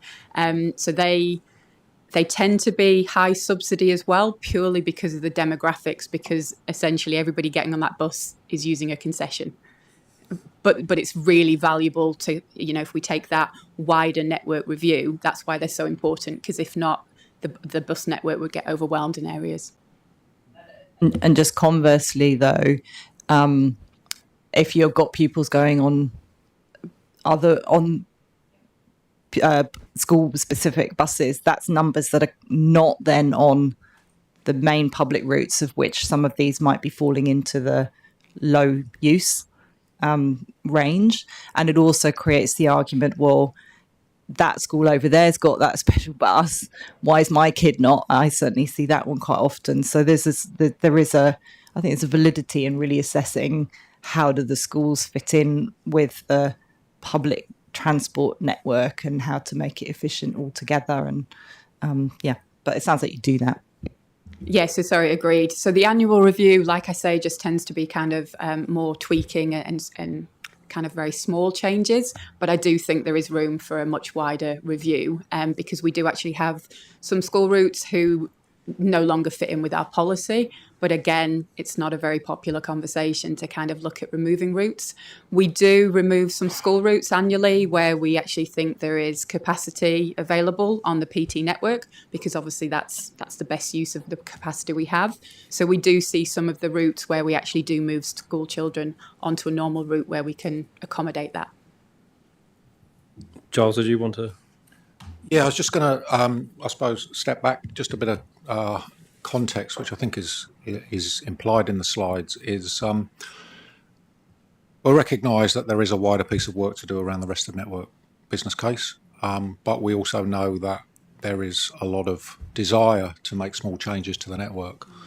We're ultimately playing with a fixed number of buses and a fixed amount of money, and so this is trying to test council's appetite for looking to free up some of that capacity to be reallocated, and ultimately it is a zero-sum game at this point in the conversation. And this also needs to be looked at in the context of the clear expectation from government that we look at high subsidy routes in the context of PRR. And so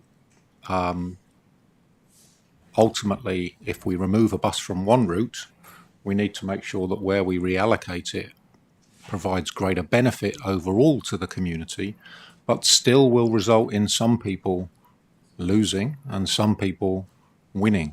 And that is, at this present time, unavoidable.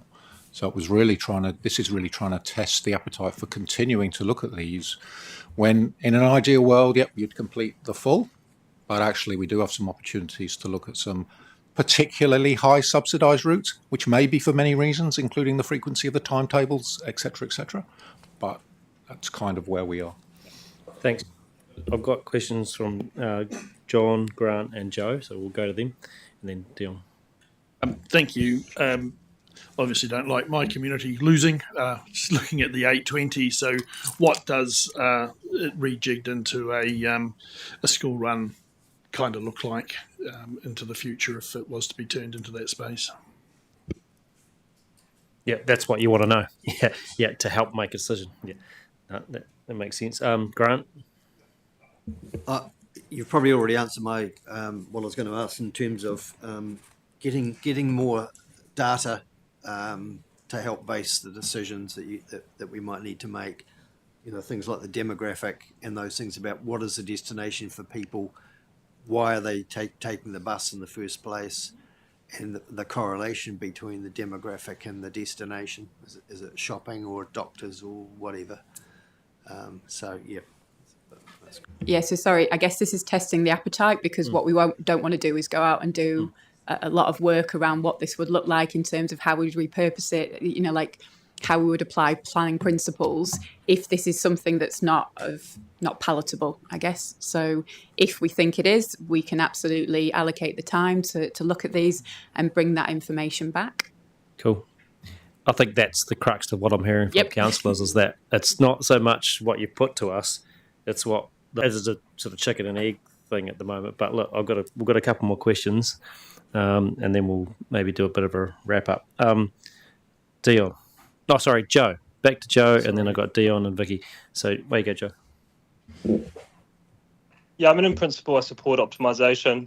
As Grant says, data-driven. Kind of strengthen those public transport corridors through tidying up the peripheries. I definitely think that the principle is good. And the other group of people, we get a lot of communication from Hallsville and the growing population out there. So something to note going forward. True story. Thanks, Joe. Dion. Yeah, I'll say true story too. I'll second you. But it's also, you know, Yaldhurst is a community I've got to go see on Saturday and talk to them about all their infrastructure that sits there, but they've got no bus route. So if you can help me with that, would be great. But one thing I wanted to ask is, how does this fit into the NZTA 5-page document that they gave us with those line items about you must increase bus network patronage, you must do this? The one that's in the back of my mind is the increasing the bus patronage, and especially in consideration of the slides. The first one was the plateau. The plateaus concerns me a little bit when I look at that. I want to see the continuous uplift. Obviously, I recognise that our bus network is less, 20% less than it was back in 2020 or 2011 before the earthquakes. But I want to be continuous, you know, so that when you come back to us, those policies, are we going to be framing? I've already asked around the price one, but are we also going to be framing in some of those other directions from NZTA, because growing the patronage is one of their top priorities for us? Yeah, absolutely. So essentially we're overlaying a lens of the patronage model, which is what we've agreed through the RPTP, which is if we were to remove some of these routes or reallocate the resource, we'd be looking for where we could put that most successfully on the network to increase patronage. So yeah, that would be the optimization program. And so when you come back to us, that'll be part of the... Are you going to be making like a policy setting so that we don't have to have these conversations every single time? Like, hey, look, you know, here's a trigger point and this is another trigger point, and if you meet all of these trigger points, that then triggers the review of that route. So we've already got the policies within the RPTP. And this is a ministerial expectation as well. I guess kind of one of the risks we have if we don't do this is that it puts our continuous programme at risk, because we wouldn't be meeting one of the key PTA government expectations. So there is a real expectation that we do this and that we do it well. Thank you. Thanks, Dion. It's tough. In terms of the assessment, in terms of like societal need, will you be providing that data? So I'm thinking, for example, where there's data around number of people who've got their driving license, got access to a car, those types of things, so that there's some way of going, you know, what actually that might make some economic sense, but it's really going to be impactful. Access to employment, for example, will become more difficult, and things that do have other economic connections, or people can't access the hospital appointments and those sorts of things. So just, will that data, can you collate that data? Does it exist? Are you able to provide that as a background or context? So we do have that data sitting in the background of the tools that we use. So absolutely, our first principles is serving the needs of the community, and that underpins all of our planning. Yeah, so sorry, I guess, we need to be open and transparent that looking at a patronage model means you're making trade-off decisions, and that's compared to a coverage model. So essentially focusing on patronage model, focusing on more economic routes means potentially some of those more kind of societal routes end up not stacking up economically. And I get that. What I'm asking, I guess, is it possible that information is actually made really transparent at the time of decision making on the route? Because actually, I would argue councillors should be able to be a wee bit more nuanced. And if there's particularly significant effects on, because I know, for example, there's more transport deprivation over in the east of Christchurch, parts of the east. And so that's actually really important that we know that when we're making these types of decisions. And I think in listening to this conversation as well on the schools front, I think those do need to actually, I know it's not popular, but I think we have to look at everything in the round and not go, well, that one's going to be tricky. We might as well just suck up the tricky all in one hit. And finally, the zero-sum game in terms of Governor's Bay, if that's additional ratepayers and that is contributing to our public transit, then there's a slightly different argument potentially there. Although I don't know what the cost would be and how the rates would compare with that, but just saying. Sorry, when we talk about a zero-sum game in this, I guess what we're kind of saying is we're not looking to make cost savings by repurposing or removing routes. We're looking to repurpose them to where we can expect for them those resources to perform better. So that's when we talk about a zero sum. It actually means we're not looking at this from a cost saving. So we're not taking this into account from a PRR perspective in terms of it will reduce the cost. Removing 5 routes will reduce the cost by 1 million. Actually, we're looking at repurposing whatever those routes and resources are so that we can expect to get a better patronage. Yeah, that's pretty clear. Hey, is there any other? And also, the Route 5 uplift thing. The Route 5 uplift would be amazing for the people out east, Vicky. Yeah. I'm just hold off, Grant. Is there anyone who hasn't spoken that wants to say anything in this session? There's only 3 minutes to go, but no, Grant. I'll let you have another say then. Quickly picking up on this issue of a patronage uplift. I mean, we know that PT Futures is all about the combination of transportation, core routes, and urban intensification, and we have this really conflicting policy from the government. On the one hand, they want us to uplift patronage, and on the other hand, the intensification issue is muddied with the ability for people to go out. So we are in the long game here, and until there is a real drive along those core routes for intensification, we will continue to have issues with the economics of that. So, when you come back, it would be interesting to know where along those core routes is development taking place, and is that a target for repurposing buses? Cool. Hey, thanks for bringing this to us, and it is a really good conundrum, really, to be facing, because but I think the patronage route would make a lot of sense to most of us, because that doesn't mean cutting the entire, cutting things from the network. It actually means trying to improve the network in its totality, but we understand that the coverage issues may be impacted, and that's obvious from especially the 97 and the 155 implications or potential implications that you put forward. But it's good to note too that the 135 and 820 have some other options, and so that's really good. And I think ultimately what I've heard from councillors is I don't think there's like an allergic reaction to stop the work. I think we want to know more, so I think that means you probably need to continue.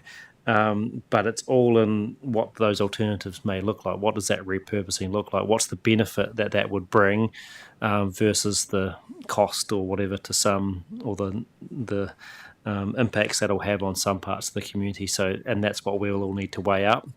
if we make a decision going forward. So I think, yeah, unless anyone's got a different opinion, I think you should continue the work and then bring back that information that can help us make a decision going forward. So is that good, councillors? You happy with that?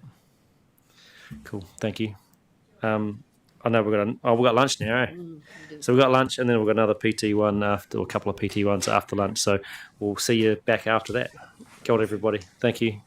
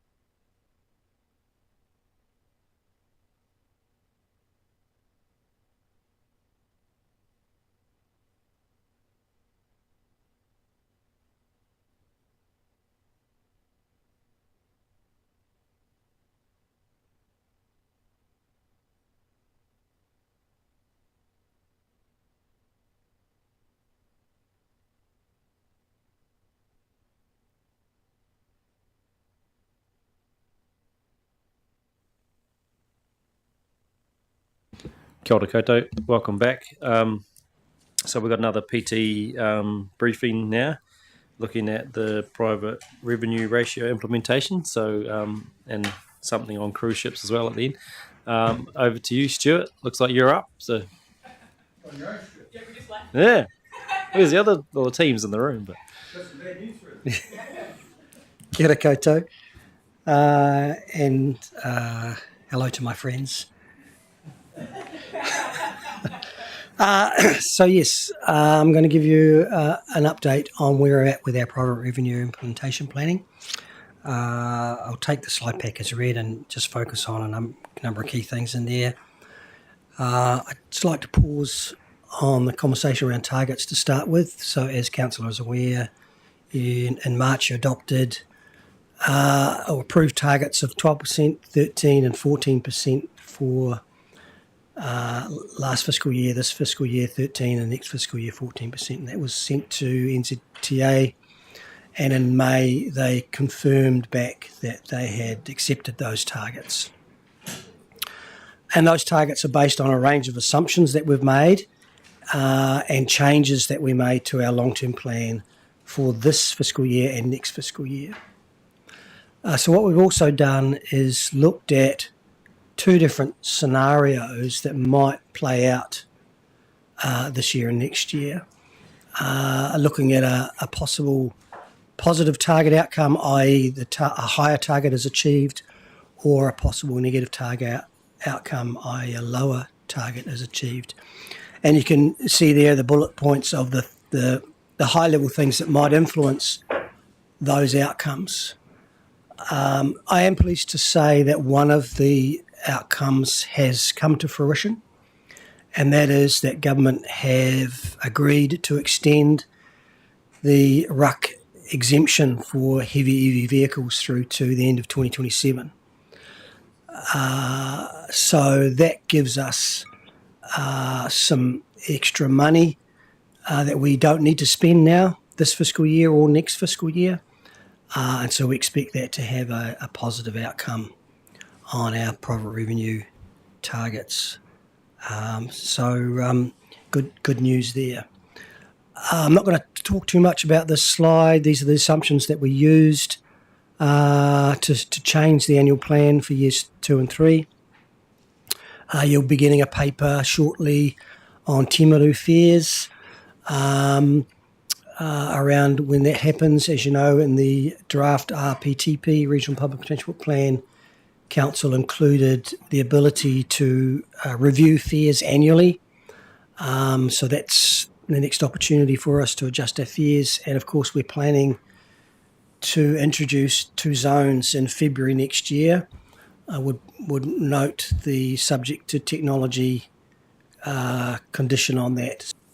If we look at our plan, there are some real fundamental themes in here. The first theme is obviously about improving our revenue provision, and that's largely leveraged off changes to fares. Secondly, we will be later this year going to market for our advertising contract with the expectation that we can see an uplift in returns out of that. And we're exploring the opportunities to move into more commercialised services with supporting the likes of cruise ships, Te Kaha, etc., which would help to improve our private revenue outcomes as well. On the operational efficiency point of view, you heard just before lunch about the optimisation program, and that's largely focused on reallocating assets within our existing pool and funding within our existing pool to get a better outcome across the network as a whole. And then finally, of course, implementing multi-move is going to create opportunities for more people to engage with our service, particularly casual users who don't need to or want to get a Metro card. People who are visiting our city will make it a lot easier for them to consume our product. So we expect to see some revenue uplift out of that in the medium term as well. In terms of progress, most of the stuff you already know about. Obviously, the LTP changes have happened. The Route 7's been implemented. We've adjusted down for inflation, and it was good to see that it's still under 3% at the moment, so that's really encouraging. I've just mentioned the exemption extension for road user charges, so some more good news for us. And there's a number of investments that we've deferred for a few years, which have been baked into our budgets to set a baseline for this fiscal year and next fiscal year. And then finally, before we have questions, you will get visibility of how we're tracking on these things through a number of different reporting mechanisms. We have our monthly dashboard that you receive. We have progress reports quarterly on core services, so you'll get visibility there. We obviously report to NZTA quarterly, so they will get visibility through a specific mechanism as well. So there's plenty of mechanisms available to report on progress. I'll just leave it there and open for questions. Cool, thanks, Stuart. Any questions, councillors? We're all pretty self-explanatory. Yeah, Claire? Just wondering what sort of feedback we've had from the fare increase. I haven't had anybody come and comment to me. I'm just wondering. It'd be fair to say it's been reasonably quiet. Council have signalled that quite a way ahead of time, so it wasn't a surprise to everybody. We know from the preliminary results from our Metro user survey that the fares at $2 were seen to be very, very good value. So the community, I think, were expecting an adjustment there. I was just going to give some anecdotal stuff. I've been to the Charleston residence. I went to a meeting at the WEA, and we talked about, and people generally are pretty good. There was a bit of concern when they went, oh my God, rates, bus fares are going up 50%. They're going up. But when you talked about dollar values to people, everyone's been really good, actually. I've been quite surprised how well it's been taken. Thanks, Greg. Any other questions, councillors? No, you might have got off lightly there, Stuart. Thank you. Kia ora, thank you. Yeah, look, obviously there's a lot of work gone into trying to get us on track and make sure we hit those targets. So appreciate all the work the team's doing, and including the previous conversations. So thank you. Who's up for cruise ship? Oh, there we go. Now that's Derek, isn't it? Yeah, Derek. I think I called Jeremy Derek earlier on, but welcome up to the table. And I'll hand over to you, and we'll hear about how this is going, the cruise ships season. Thank you. Thank you. You know me, and I believe you have seen Sam before, usually when we're doing the season wrap-ups on cruise.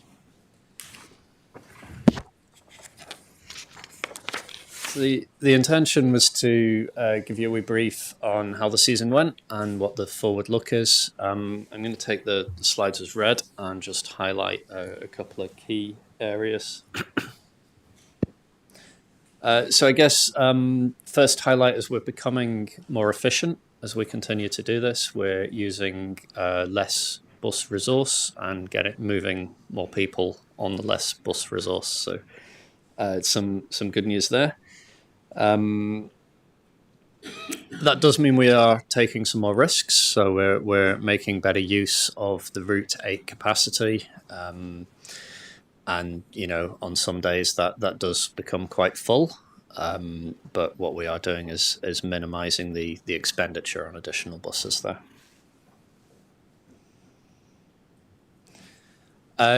Key one here, and probably sound like a bit of a broken record on this, pricing of the industry provided cruise shuttles is everything. That is really what dictates the demand for our services. I wanted to mention ticketing only days. I recall last season there were some questions around whether it was worth doing the days where we just sell on street. So that's the equivalent of selling. I guess we're concentrated on a couple of hours that we do this in the morning down at Norwich Quay. So that's the equivalent of, maybe if people are in couples, it's 50 cash fares over a couple of hours, or up to 100 cash fares over a couple of hours. That would be enough to cause serious delays to Route 8.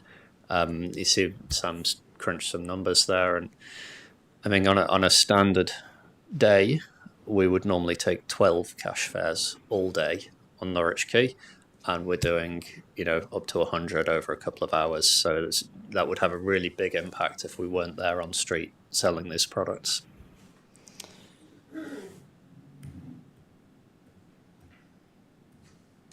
Coming on to budget, we are below the budget that we expected to be on. In terms of what I'm reporting here as financial figures, we've effectively normalized the cruise ship response now. So just reporting on the direct costs associated with that. So we no longer include the staffing costs. The staff are rolled into our team and obviously split across many different activities. So just looking at the direct costs in that budget of 210, we've spent about 170 and we've got revenue of about 60.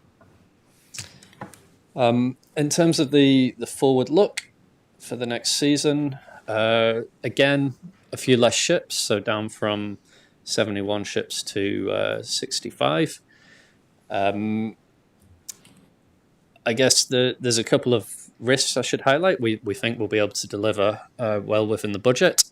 Risks to us are if NTS, for example, is implemented, then cruise ship passengers would have access to MetroCard fare levels, so they could travel for cheaper. That'll make it more difficult for us to sell the day pass. So we may lose some revenue there. And we've been advised by the industry that they intend to increase the prices of their shuttle buses. So that's likely to push more demand onto our services. What we don't know is how much and therefore what level of impact that will have. That's it for me. Thank you. I think you missed the slide there. That's pretty important, I reckon, the feedback on the response. Negative media or press headlines, none. That's very good. And then the positive verbal feedback, 100. So you need to take some credit for that. So thank you to the team for doing the work on the streets and making it all work. So thank you. Questions, comments, Dion? Thanks for the information. The 150,000 budget, is that NZTA co-funded or is that fully funded? 100% ratepayer. We can't get NZTA funding for this activity. And there are no grants that we can get from anywhere to help us with the impasse on ratepayers for that, such as Christchurch NZ or something like that. I mean, I suppose it's all in the same ratepayer money, but it is still a cost for ratepayers. Yeah, I mean, I guess we've spent a lot of time, particularly in the run-up to this season, working with the industry partners, and it's fair to say there's been no offers of cash forthcoming.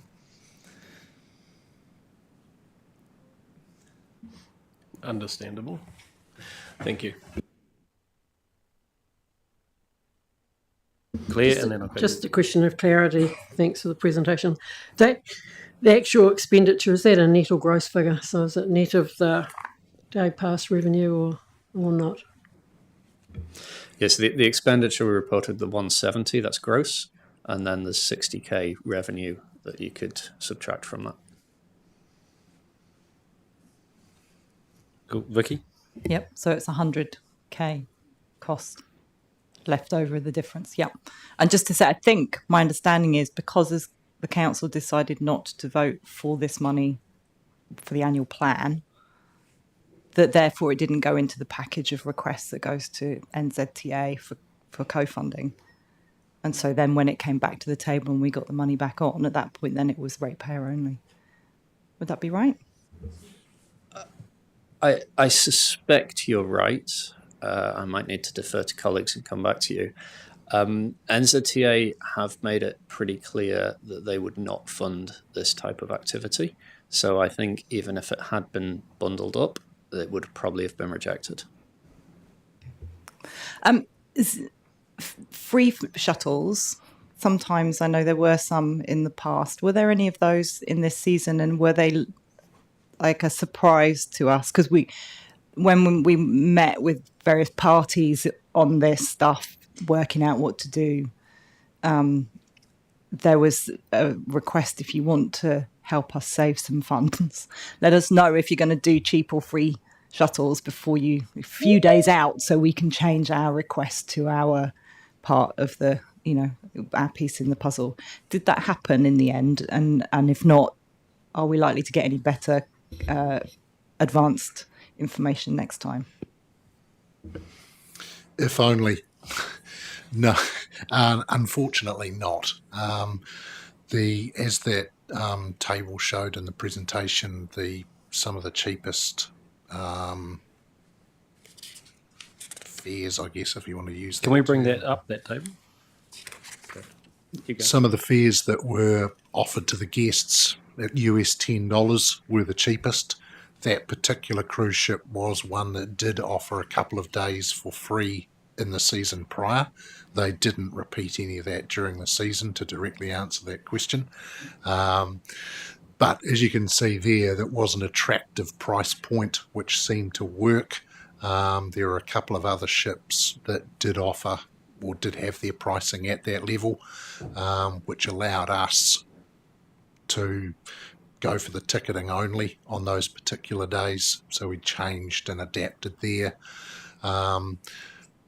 We have again made the request for getting this shuttle pricing information. Again, we haven't had a response other than the indication that Derek mentioned about the pricing likely to increase. So we can only assume that at a level, well, we don't know the level because they won't tell us, but if we assumed that the Australian dollar figures were going to go up to 30, it still is reasonably high and makes our offering pretty attractive in comparison. And in terms of the consistency, because I think last time there were ships that would come in and be a particular price one time, and then the next time they came in, they might be a different price. And again, didn't really get any heads up that was going to happen. Was there more consistency this time, so that at least if you think you know roughly where they're at this time around, you might make a factory another $5, that you can make a reasonable guesstimate at what you're going to be needing next time around? Is that fair? Yes, so those were consistent right across the season. So when they started doing that at the commencement of the season, we knew that was going to remain a constant. So therefore we were able to make adjustments accordingly. And I've based my assessment for the coming season on the same assumptions, that if those are the levels that they're going to be at, they will be consistent across the season. And therefore our response level would only change based on a day of operation. In other words, if we were operating on a Sunday, I may look at adding a couple of buses just because the frequency of Route 8 is lower, but if it was consistently a weekday, I probably wouldn't. And just to say also, thank you for all that you've done with this, and it is fantastic to see how that season. Cool. Any other questions, councillors? No. In terms of looking ahead, like you said, anticipating that it's going to be a little bit less potentially than this year, and that 150 is obviously without the day passes income. So yep, cool. That could be good. And you noted that with NTS, day passes wouldn't really be feasible. So what's the alternative there?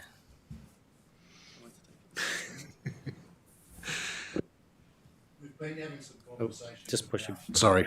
We've been having some conversations about it, and we are going to have to message pretty strongly. Last season we didn't put a cruise ship related activity page on the Metro website. We will have to this year. Just to make things clear, there will be limitations for cruise guests with regard to transactions, and using the same credit card can't be used for multiple people or for families. that the contactless payment is only available for an individual with a single card. So that may place some restrictions, which then will likely default back to the day pass being the better option. So we will need to communicate that, and I'm guessing that there will be a bit more conversation that will have to be had on certain days on the wharf, which just makes our presence there more in need to reduce that demand or reduce that pressure on the drivers of Route 8, and obviously the potential delays that can come from having those conversations and having to deal with those situations. Cool, thank you. That sounds good. Anyone else? No? Hey, thank you for the update, team. And like we said, great work in making that second season be a lot smoother for everybody. And it's good that we're going to keep an eye on it and keep figuring out solutions. So thank you. So we've caught some time up. Awesome. That's good. We have a couple of minutes, but if the teams, I've noticed that they've arrived, so we might as well get into it, because we could, maybe there might be a lot more questions than the half an hour we had, so that's good. So we'll go to start at 1:25, so just a couple of minutes, councillors, and then we'll start at 1:25 and get into our planning work.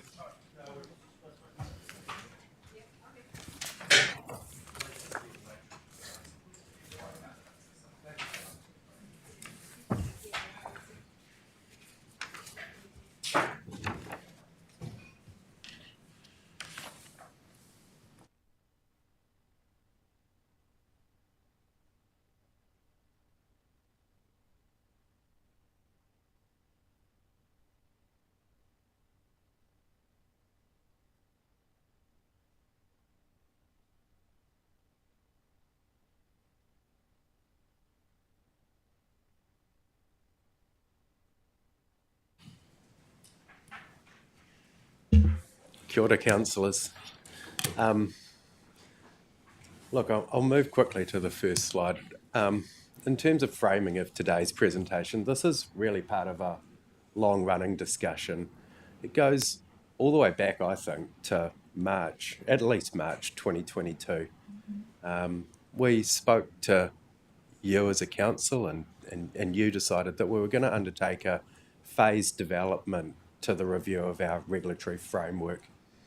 As you know, working a lot with Mana Whenua around the development of the regional policy statement.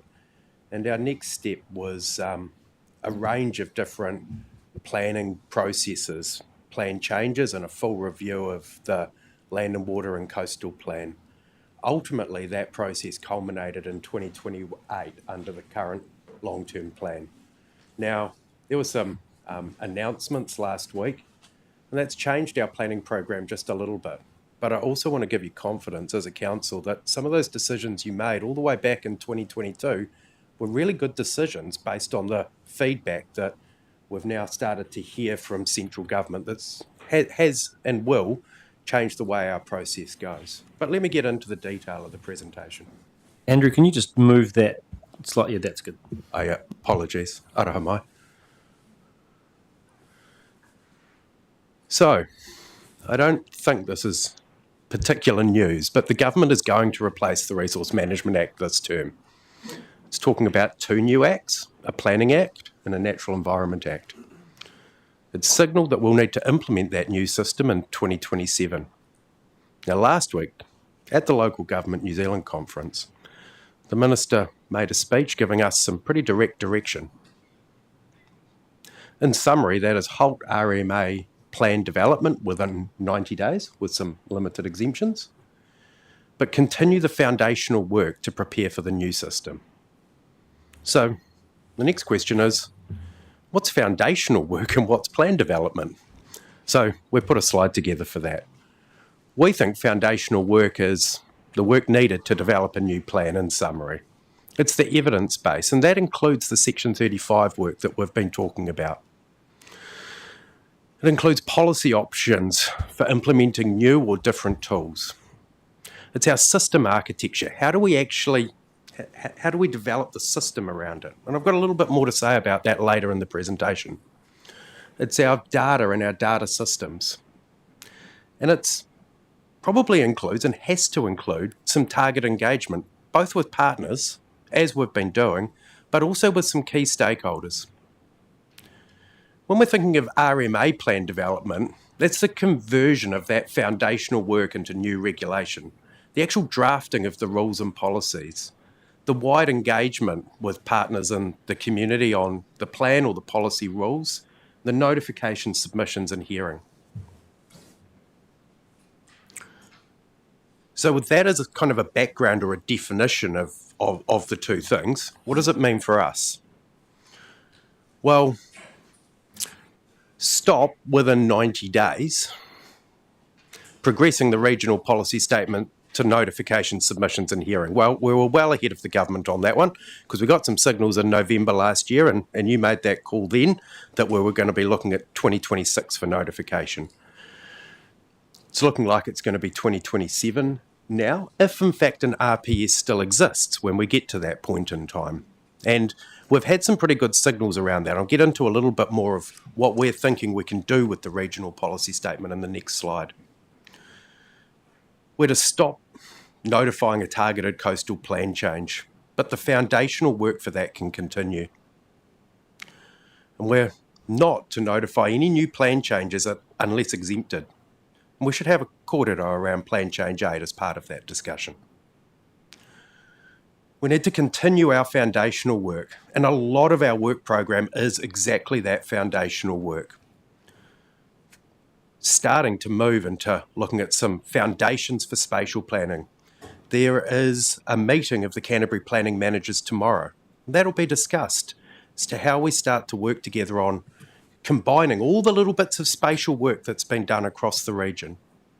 We need to keep doing our Section 35 analysis. We know already from the Section 35 work that there needs to be some simplification and standardisation. I've spoken to you before about the makeup of the Land and Water Plan and the sub-regional sections with quite different policy positions within it. Need to continue doing targeted engagement with our partners and stakeholders. I've already mentioned that we need to keep developing the technical evidence to support the policy options. That means keeping on working on the coastal policy options, keeping on developing that technical evidence that sits behind those suggestions that you've made to us as a council. Keep working on the foundational work for the Land and Water Plan. The Section 35 provides a springboard to take that forward. And we need to develop and keep working on digital plan architecture and automation. And I'm going to talk just briefly about the Smart Enabling Regulator link here. So to get into, we've got a slide for each of our little components next. So we're going to go one by one through them. So the regional policy statement, currently in our work program, was scheduled to be notified next year. We're going to be heading into notifications, submissions and a hearing. But we can't do that now. But we need to keep working on that foundational work. We need to understand, and a lot of the regional policy statement was a narrative-based spatial plan. We need to convert that narrative back into those spatial options. We need to start reworking some of the methodology. So, highly productive land. You know, if we move from category 1, 2 and 3 to category 1 and 2, that changes the approach that we've taken to identify and maximise contiguous highly productive land. We need to relook at that. This is going to be some of our key inputs into the spatial plan. But it's not just ours, I don't think, in my head in any event. When I look across the region, the district councils have done an awful lot of work, including the Greater Christchurch Partnership, but it's not just them. From one end of the region to the other, whether I look at Kaikoura or Mackenzie, they've all tried to deliver on spatial planning options. And I think that's really exciting because there's a really strong link between what we did in partnership around the regional policy statement and how that might impact on a district by district basis when I look at the spatial planning that's been done by them. Moving on to the coastal plan. The targeted changes that we'd planned to notify in December 2026 are unlikely to meet the exemption requirements. There's some benefit in there, as well as a delay in timing. We've been working with the river engineering section really tightly. One of those changes was how do we make sure that we can open Hapua in natural hazard events really quickly and effectively? And you know, some of that work has kind of identified that if you just look at the Hapua, then you're not taking into account the things that are further upstream that might actually impact how you might open that Hapua. And I feel kind of privileged because we went through that regional policy statement process and I almost felt like it was being driven into me around taking a Q-tuki-tai approach. But I'm now so grateful for that partnership work that was going on because it's exactly those types of directions that have led us into understanding that the system is connected. We do have to make sure that we're taking into account what happens upstream so that we can manage the Hapua opening effectively.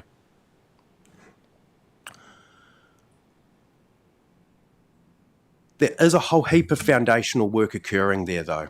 You know, the technical work around those policy options is still going ahead full steam.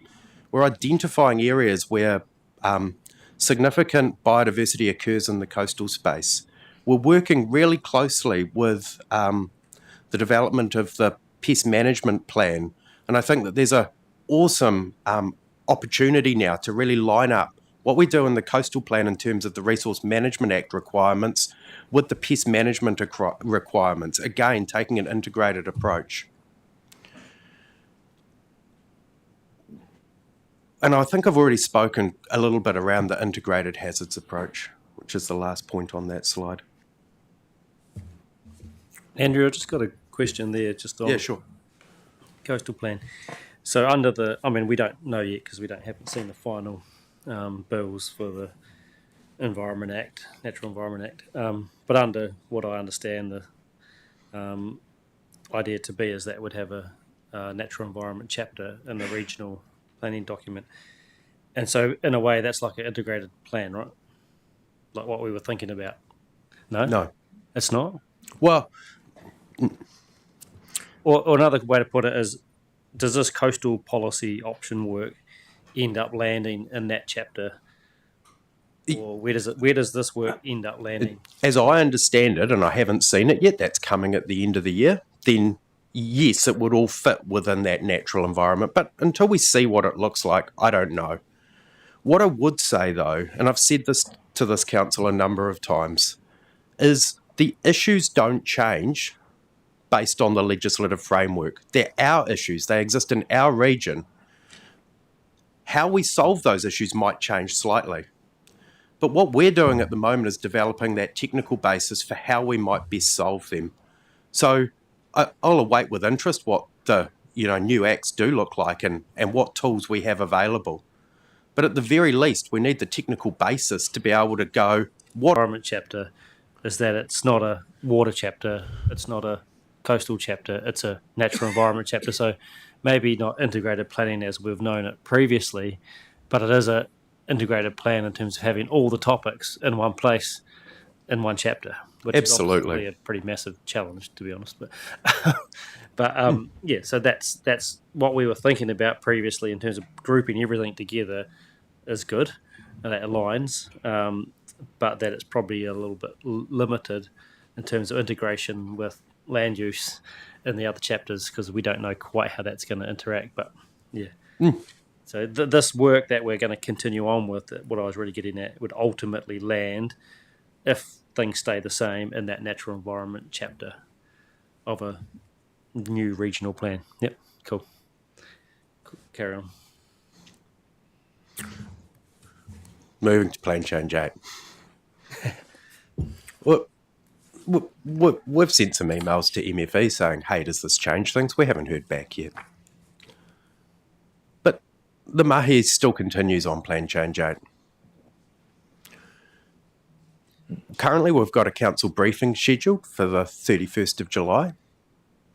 We've got a project plan that indicates that we could move forward to notification in August, but that's subject to progressing the mahi through that 31 July briefing. Once council is made, if council makes a call to notify Plan Change 8, we need to prepare the exemption case to send to the Minister, and Craig, as we've talked, Chair Pauling, as we've talked about, that needs to be sent by you. Once that's occurred and the Minister's come back to us and said, yes, that meets the exemption, that is exempt, we need to notify. Yeah, it is pretty crazy that we can't get that before we make the notification decision, but yeah, get the process. Spend all the money, waste of money, get stated by the government. What are you mumbling about down there, Dion? No. Okay. Keep going. Moving on to the land and water plan, or plans as the case may be. Making further plan changes, that's been halted unless they're exempted. But we didn't actually have any plan changes on the books other than Plan Change 8. But the foundational work for any changes, that's still continuing. We're looking to try and deliver those agreed outcomes that have come through the zone implementation programs in an extensive engagement process. But we're looking at how would we do that more efficiently and effectively through the Section 35 work. As I indicated earlier, we're looking at how do we reduce the complexity of the planning framework. Some of that work seems actually a little bit benign at the moment, but what we've discovered is that some of our plans use cubic metres a second, QMEX, and other plans use litres a second. It's going to be really hard to automate anything if we don't have the units the same in our data systems. So quite a lot of work's actually going on within my planning team at the moment to make sure that we're talking apples and apples. We don't just have a fruit basket. We're looking at how might we remove duplication. We're looking at how do we ensure that we have really good line of sight between actions and outcomes. How do we line up the next time we build anything as part of our regulatory framework, the implementation program, right through from the policy on the page to the actions that our kaimahi take on the ground. We're starting to explore how we do regulation smarter. We're looking at how do we use digitisation to enable automation.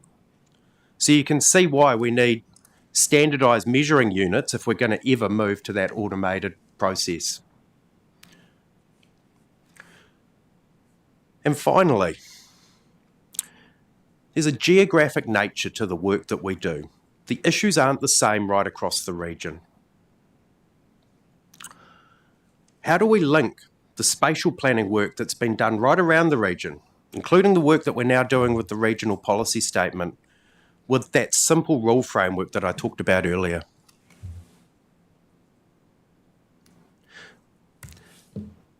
Now, Lisa and Andrew are almost... Oh, sorry, I see that... Did you... I see Peter's got it. Oh, okay, great. And then we could go to sure. Peter, yeah. I just want to say I'm reasonably confident that we'll be wrong on this slide, but at the same time we've got to have a little bit of a framework that we start working with going forward. And the other thing I'd say about this is not the first time that this council's seen this slide. You've seen this quite a number of times, but I think it's useful for us to all have a similar, I guess, collective idea where the different pieces of mahi are ending up going.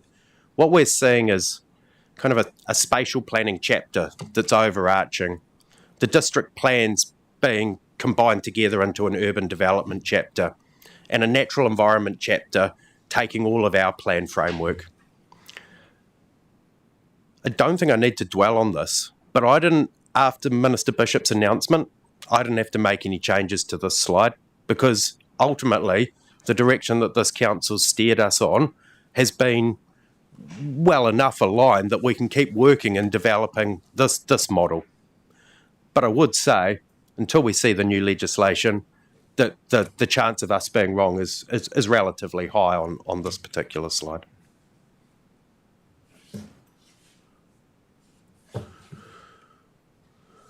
We might just pause there.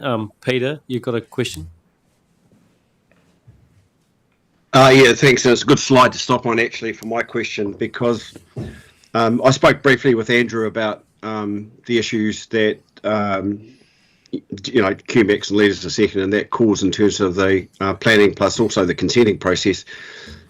I seem to remember, Stephanie, and maybe you can help me with this rather than Andrew, is that we approved some money for digitisation processes for like core competence and sort of a structural change that we were going to make to the organisation.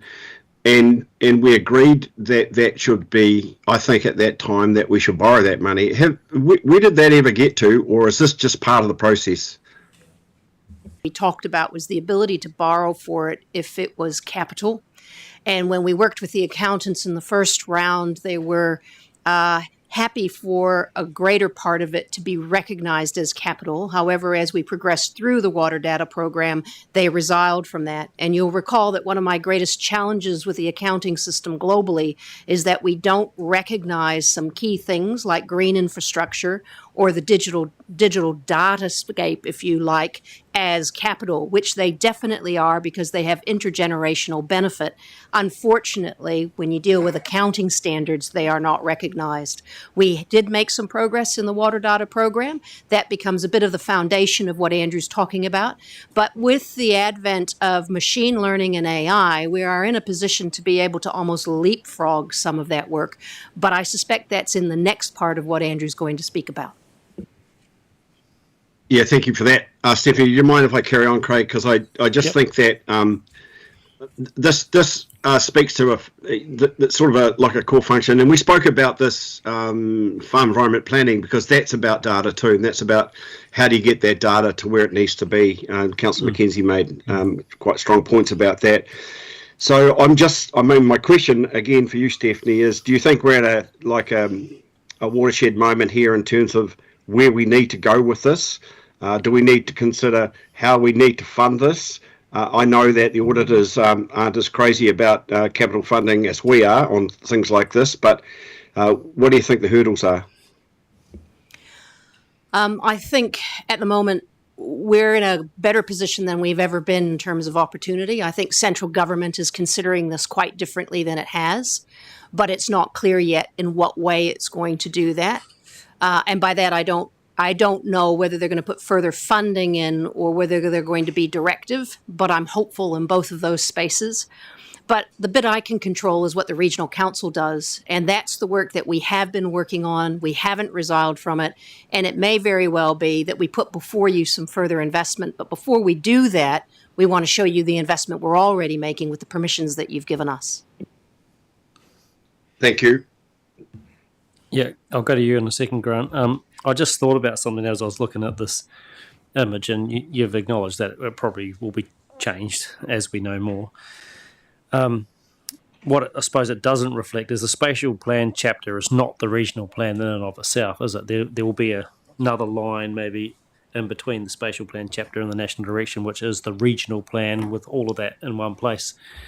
Do you have any sense? That's correct? That's what we think? There'll be all that together equals a regional plan, right? That plus that plus that equals a regional plan, whatever that's actually going to look like.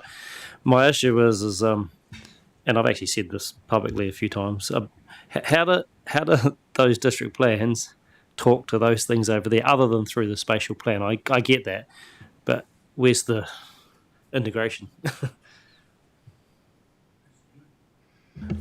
I don't think anyone truly knows yet. Yeah. But what I would say is that I've been doing this planning lark for quite a lot of years, and when we get it wrong, we hear about it from our community really loudly, and we hear about it from our urban communities just as much as we hear about it from our rural communities. And if a township hasn't considered the environmental impacts of their growth and development over time, or even if they're not growing, just maintaining that infrastructure,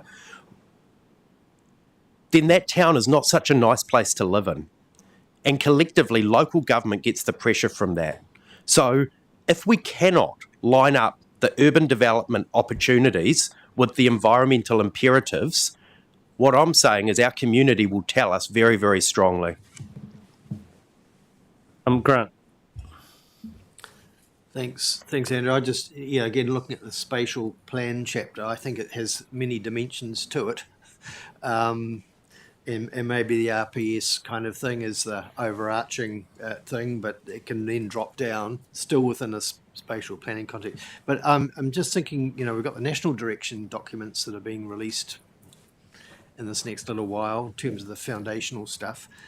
I was thinking, are you also taking clues from that advisory group's chapter 9 on spatial planning, which covers a lot of ground and gives some good ideas? So, and I suspect those ideas are not going to be wasted if you follow one or the other or multiple things. So just encourage to go down that track. Thanks, Grant. I think I had Vicky. Yep.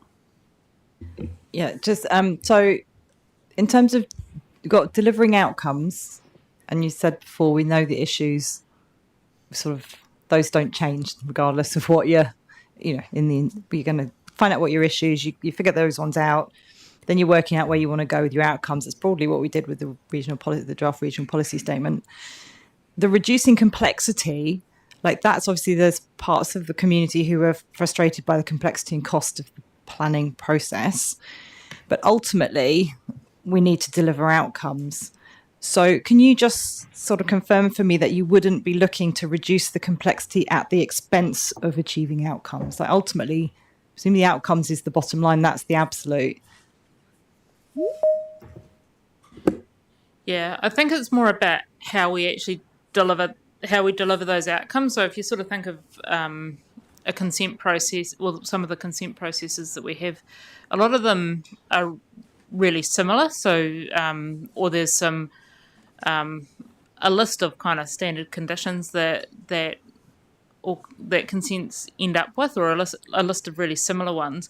So it was really about creating a pathway that's kind of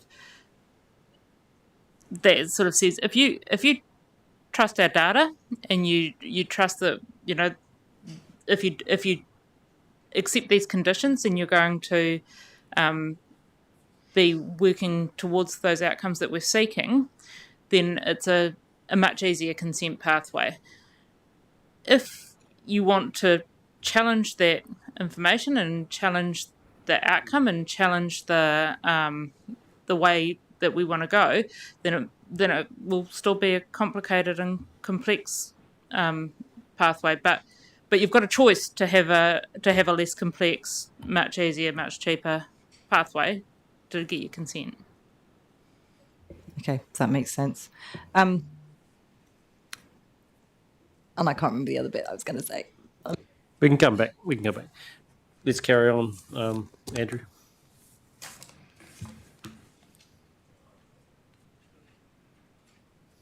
I just want to, and we're going to be coming back and talking to you more about this, but I wanted to give you a little bit of a discussion leading on from the conversation that Councillor Scott and Stephanie were having, that we did invest in a heap of improved water data.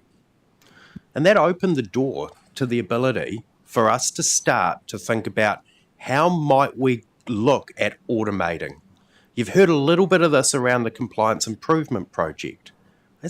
To me, that's just the very start of this. From people that are using water. How much water are they using? Would it be possible to automate that approach, to be able to send a letter out to them to say, thanks, we now know that you've used the less than or equal to the amount of water that's specified on your consent? That, to me, opens the door for the next step, which is how might we start to automate more things? You've heard a lot about on-site wastewaters. When I've looked at the conditions of those, they're very, very similar. It's a geographic reason as to why we might say yes or why we might say no. We've got data around groundwater quality. We need to start adding those different data sources together to be able to predict where might you be able to put an on-site wastewater as a permitted activity. No need to do that consent process, but very much a need to show that your system is performing within the design parameters that the plan has, because otherwise we can't achieve those water quality outcomes. So to me, there is a number of elements right now that are looking right at the cusp of us being able to use what Stephanie talked about around machine learning and maybe a little bit of artificial intelligence. Now, I think that's probably just the start, but that's probably enough of a smell for this point in time as we start to build up a work program over the next 6 months as to where we can take this further. As I say, we couldn't have done it without the work in the water data space, but without the growth of AI and machine learning, we probably couldn't take the next step. So to me, it feels like we're at the cusp of being able to do something really, really impressive for our community, which ultimately gives us a much greater certainty as to whether or not we're going to achieve the outcome that our plan has specified. And I guess, not to preempt too much of the Section 35 process, but we are collecting a lot of data. What we haven't been very good at is being able to convert that into intelligence, not on a case-by-case basis. We've got an impressive selection of scientists upstairs, but we don't have enough scientists to do this everywhere in the region all at once. And the idea around machine learning allows us to take a little bit of a forward step into that space.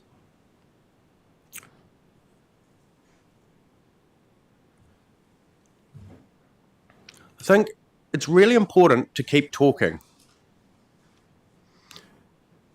Talking with our community, talking with our partner, talking with our stakeholders. But we need to be engaging with them for their insights.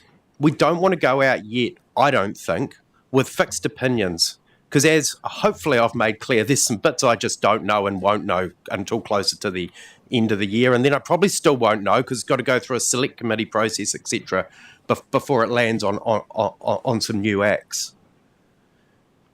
Through that engagement process, we want to avoid creating confusion with our community. It feels to me, I feel like I'm in a time of change.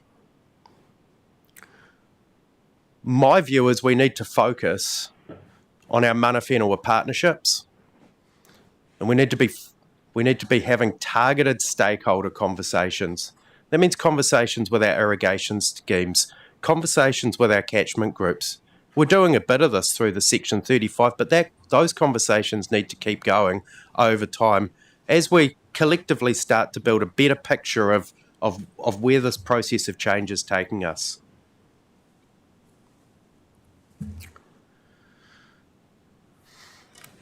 So there are some financial consequences of this. We're going to have to do a hearing next year on the regional policy statement. That will save some money. But we are going to need to continue that investment that was made in the water data space, targeted around digital tools, around data, and around spatial planning.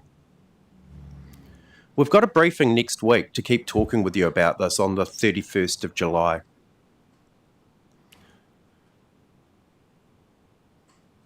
Probably already spoken about the exemption requires. It kind of says submit, which sounds like it's something that's going to happen in the future. It's already happened. We need to do some project planning around how do we get the most out of any sort of digital investment we're doing and communicate that back to you. And I guess what I'm trying to say here is trying very much through this process, even though it's a time of change and change is hard, trying very hard to take an opportunity-focused approach to this, to go, where can we use this process of change to deliver better outcomes for our community? That's all I've got, councillors. I'm really open to any questions. Kia ora, Andrew. Hey, yeah, a lot of thinking going on and a lot of movement in the space. But it's good to know that there is things that we can continue on with to help us wherever things land in the future. And I definitely think that's the right way to go. What I was interested in a little bit is the engagement bit is really around. I know you've said not fixed options, but I am interested in what about policy options though? Like you've referenced that earlier on in the coastal plan stuff, that's what we can continue to work on as policy options. I actually think that's a smart thing to engage with the community on, around what are the possible ways that you could reach outcomes through different, whether that's water or coastal issues, air issues, whatever. Yeah. So that's something is that sort of what you meant? So not really fixed options, but definitely look at policy options and different ways you could do things.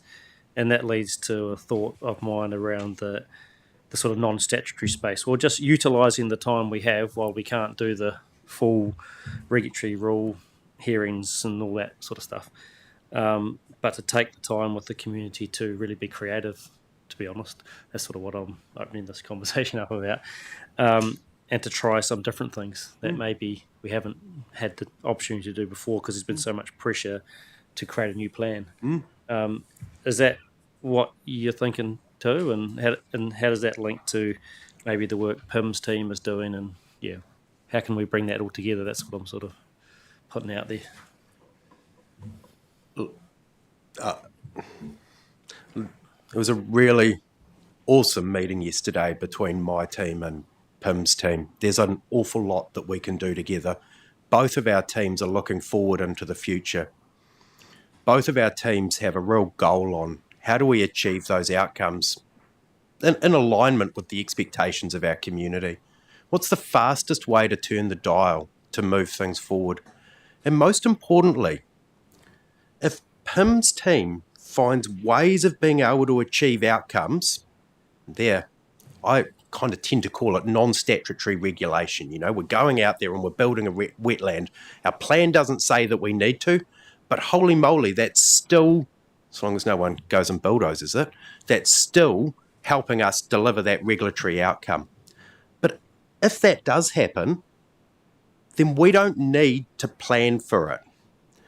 And ultimately, we have not been sophisticated enough in the past when we developed our sub-regional sections to be able to know what those on-the-ground actions are. So we planned that regulation would do all the movement. And that's not what we're seeing out there in the environment. Regulation's only part of the push for better outcomes. Another really important part is making sure that we're actually making the change on the ground in the environment. And some of that's on a farm-by-farm basis, and some of that's at a catchment basis. And PIM's team's doing a little bit of both of those two things, which is, I think, speeding the dial or turning the needle, or one of those things that helps. Regulation takes an awful long time to deliver outcomes, but a wetland can be built in 12 months. That's the kind of dynamic that we're talking about there. Cool. Thank you, Andrew. It's great to know that sort of cross-fertilisation is going on, so thank you. Sort of what I wanted to hear, but I didn't know, but that's really great because I think it gives us that opportunity right now to go, let's do that. I'm also interested, obviously, in that engagement, not only with the Papatipi Runanga, but obviously with industry, because I think there's a big opportunity at the moment to say to them, you need to help now. We can't do plans, we can't make rules, but there's still issues. So what is it that we can do together? What ideas have you got that might be non-statutory or maybe future regulation, but what is it that makes sense? And so I think that's a really open conversation that I think we should have and take it now and, use the next 12, 18 months to do that. That's just my thought. Yeah. Chair Pauling, can I make a request as you're having those conversations? Ravensdown Balance have a whole heap of data. Irrigation schemes have a whole heap of data. Catchment groups have a whole heap of data. Sometimes they're not that keen on sharing it with the regulator. I think that there's an opportunity through this change process that we're going through to partner much more strongly around delivering outcomes together. But to do that, we need their help and their data to help us drive this. We also need a verification of that data. It's not just accepting data from the community with nothing, but we need to verify that that's accurate. So if I could add that to your how do we talk with industry and stakeholders conversation. Cool. Thank you. Look, just to be clear, I haven't had any conversations yet, but that's sort of the idea that I think we should all be thinking about and where we should move to. So, no conversations yet, but I'd be open to them. Other than, we had Irrigation New Zealand here yesterday and other things. But in terms of that, I think that's what we should all be thinking about in terms of work programs going forward. Now, I've got Joe's got his hand up. Genevieve just put her hand up. So, let me know if you want to speak, and Claire. So, Joe, we'll go to you first.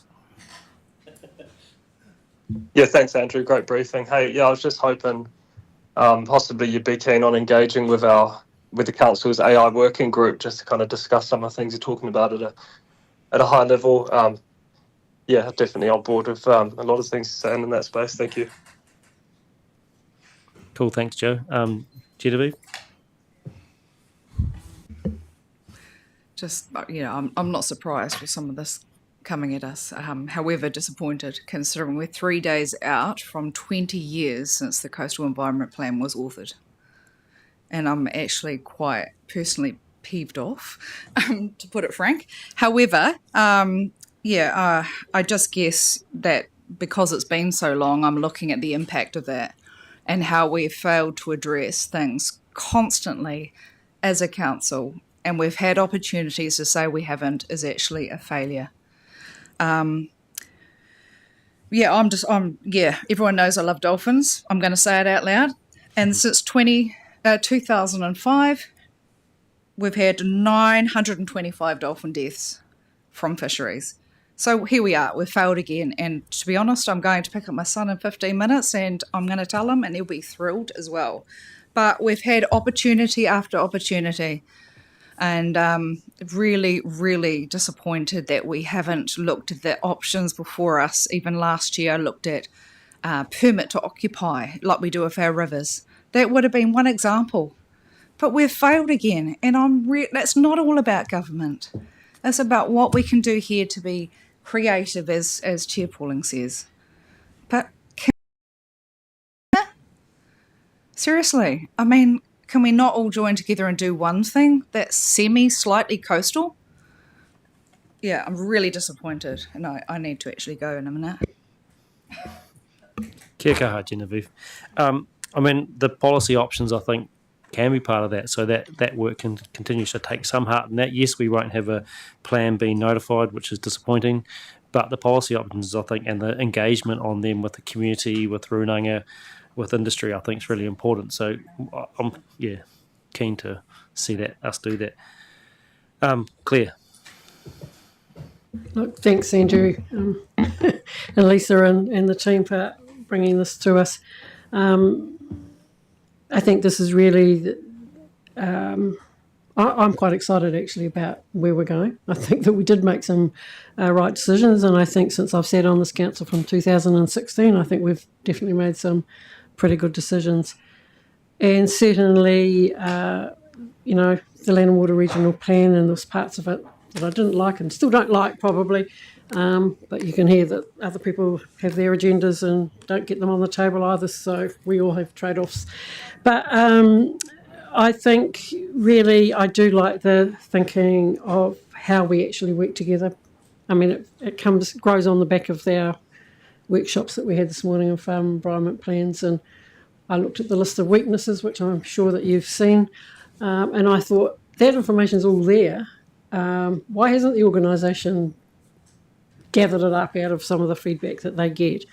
But I think this trust and relationship thing is extremely important.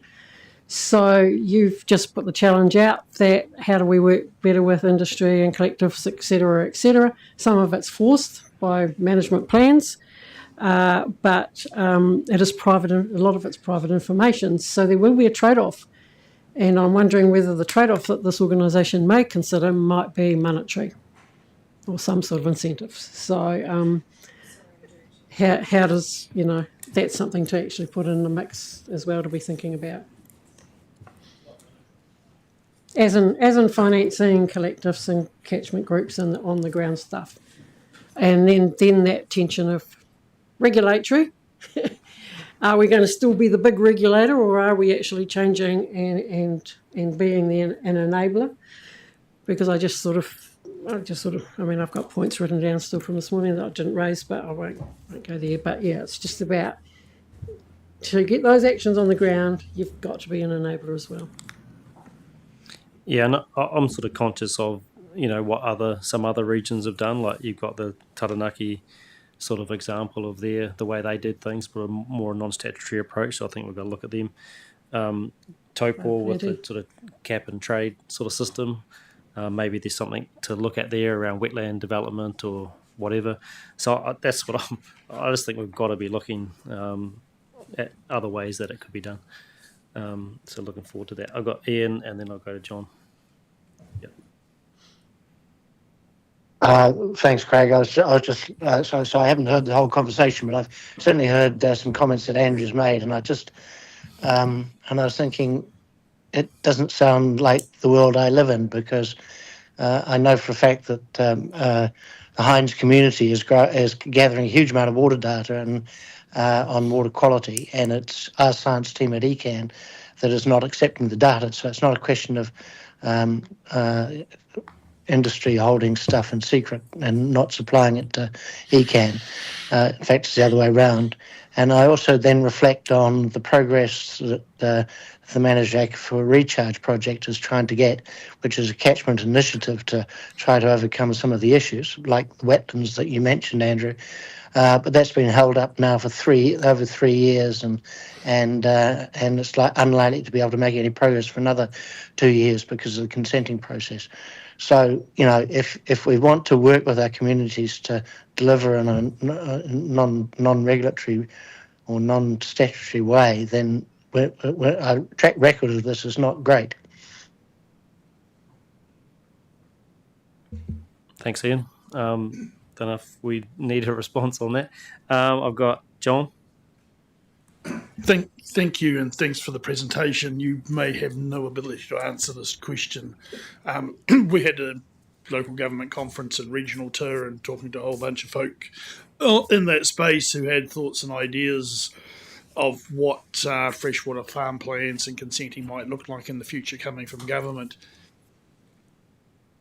How does that affect us if the audit process or industry plans or the like, or an expectation that a simplified farm plan will sit in place and there is no longer a requirement for consents? Where do we sit in that space? It's a genuine question because I'm sort of getting asked. But again, I don't know where things are going to land with central government, genuinely don't, but getting a feeling for where does that leave us? That's very much a personal view, but I have been doing this regulating lark for quite a long time in Waitaha. Despite us having quite an advanced consenting process, we're still seeing areas, quite a number of them, where we're not achieving water quality outcomes. Now, that's with quite an advanced regulatory system, but maybe not the right mix of on-the-ground actions, as we've kind of talked about.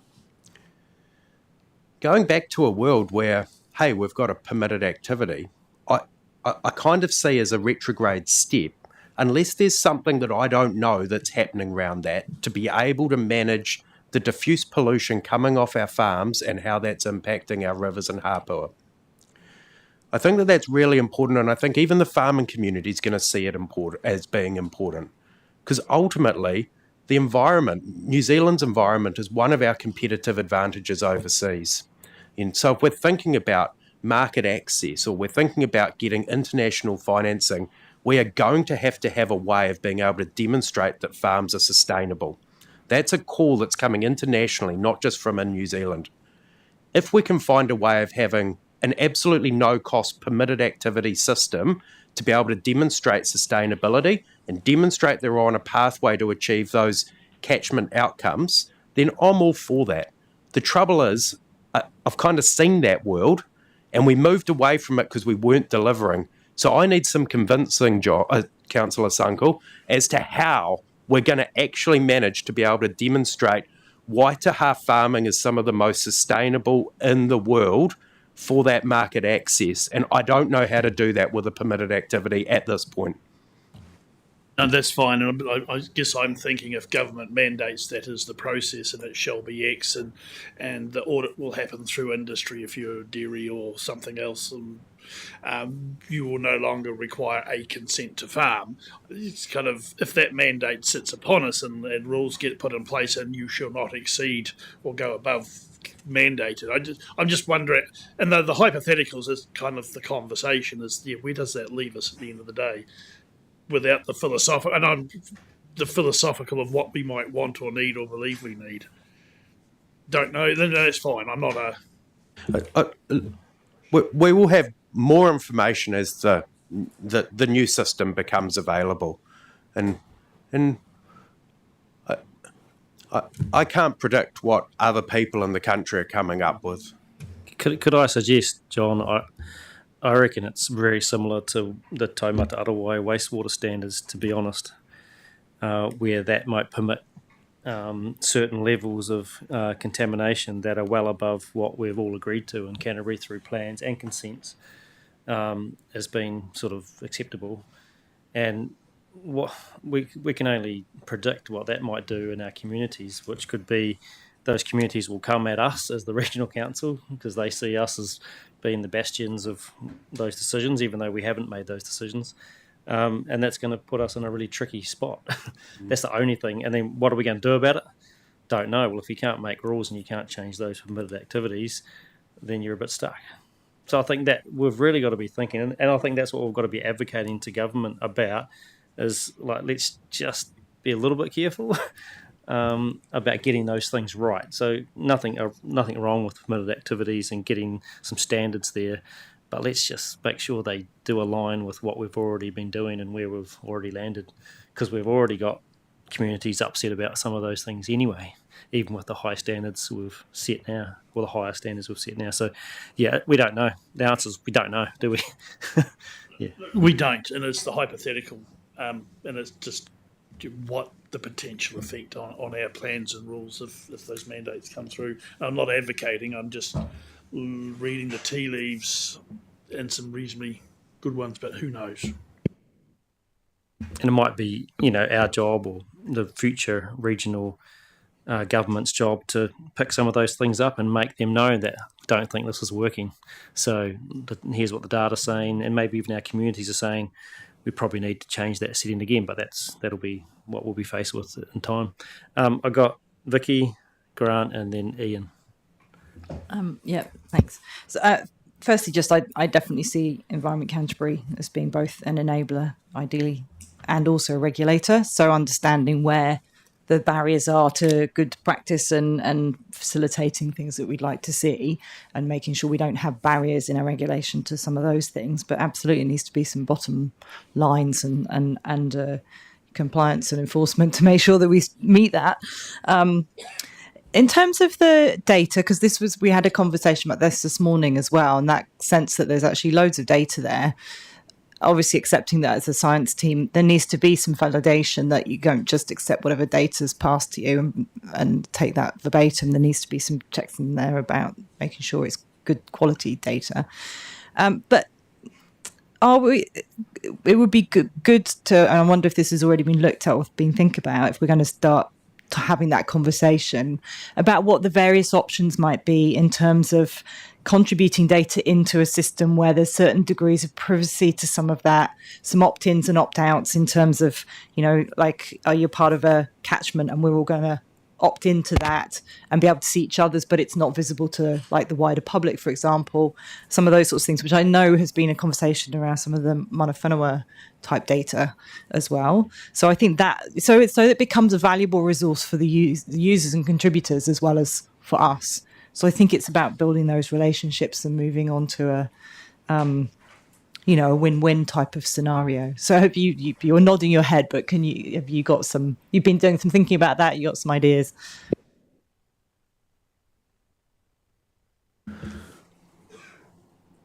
I think that I'm wondering Councillor Southworth how much detail I go into to answer your question, because I've been thinking so much about how do we use data to make our regulatory system both enabling. It's easy, as Lisa described, to get a resource consent if we are confident you're going to deliver the outcome, but also it is a regulatory system, so if you step out of line, there are consequences for that.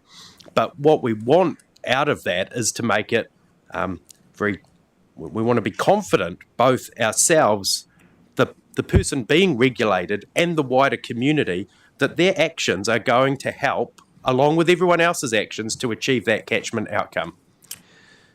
We can be more confident if we have more data, but we can only be more confident with more data if we trust that data. And so there does need to be work that occurs between us and those people who have that data to make sure that both parts happen, that the community, stakeholder, industry group, irrigation scheme, fertiliser provider is confident that they can share their data with us, and also that we're confident in that data. Now, there's a final point, and I think that ultimately we're undertaking regulation to give our community confidence that something is going to occur for them. If we are all a little bit nervous about sharing that data, then how do we give that confidence to our community that we're on track to achieve that outcome? So I guess there's a lot more thinking that needs to go on, and I'm quite thankful that we've got a little bit of breathing space to actually do some of this thinking. But those are exactly the questions that need to be asked and answered over probably the next 12-month period to allow the next part of the conversation to go on, which is how do we now use that as part of a future regulatory system? Those two things will come together quite nicely because we'll actually have some legislative certainty about what that system looks like by that stage too, hopefully. But I do note that a few years ago I was saying we'll have some certainty from the last government's reforms too, and that clearly that's changed over time as well. What I would say about that, though, is both sides of government have indicated that our current system isn't working, and some of the findings that we're already getting for the Section 35 process have indicated that our application of that has had some real benefits to our community, but it also has been, in some cases, not achieving the outcome, and in others, a very long journey to achieve that outcome. Thanks, Andrew. Just conscious that we have gone over time, so some councillors may have other things that they need to get to. I do have Grant, Ian, Peter and Joe, who've all got questions or comments to make. If you have to go. Because I'm assuming these councillors still want to ask their questions, yeah? And it is a pretty important topic, so I'm happy to go for another 10 minutes. Yep, so happy to carry on if you need to go. Happy if you have to leave, but let's carry on to at least half past and then we can end it then. So where you go, Grant? Yeah, I won't comment on the discussion we've had. It would be useful, I think, for next time you come to us, maybe, is to just go through that chapter, that spatial planning chapter, and just highlight the things that you think are the pros and cons of the explanations that are given in that chapter 9. It talks about spatial planning be the vital role in a new system, and I absolutely agree with that. It's basically saying that the way you manage that supports a permissive approach to development. In terms of areas where you might want to identify constraints. But the sharing of information is absolutely important. It is just the type of information that gets shared that provides the ability to assess in a spatial catchment, for example. It's a catchment thing that we're interested in, I think. Two things: catchment, sub-catchment, and a farm by farm, I suppose, and how each farm within a sub-catchment's delivering the outcomes of the sub-catchment. So, in my mind, I think that would be useful for some people. I think people just a little bit unsure about what that means, spatial planning. But, it is designed to be a mapping, geospatial kind of thing. So it's an easily visual kind of approach to things. So, yeah, anyway, I'll leave it to you. Thanks, Grant. You can respond if you have to. But I heard that we're going to do a session on spatial planning. Is that correct?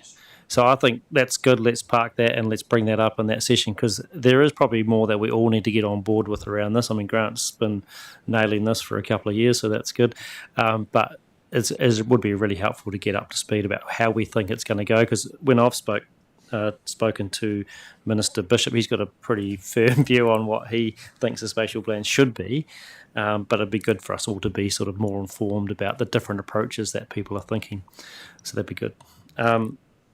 I got Peter and then Ian. It looks like Joe's happy to put his hand down, so that's good. So two more. Where you go, Peter? I think I was first. Oh, okay. Sorry, Ian. Yeah, you might have been. Yeah, where you go? Yeah, you were. If that's okay with Peter. Yeah, you got the numbers there. Look, I just wanted to go back.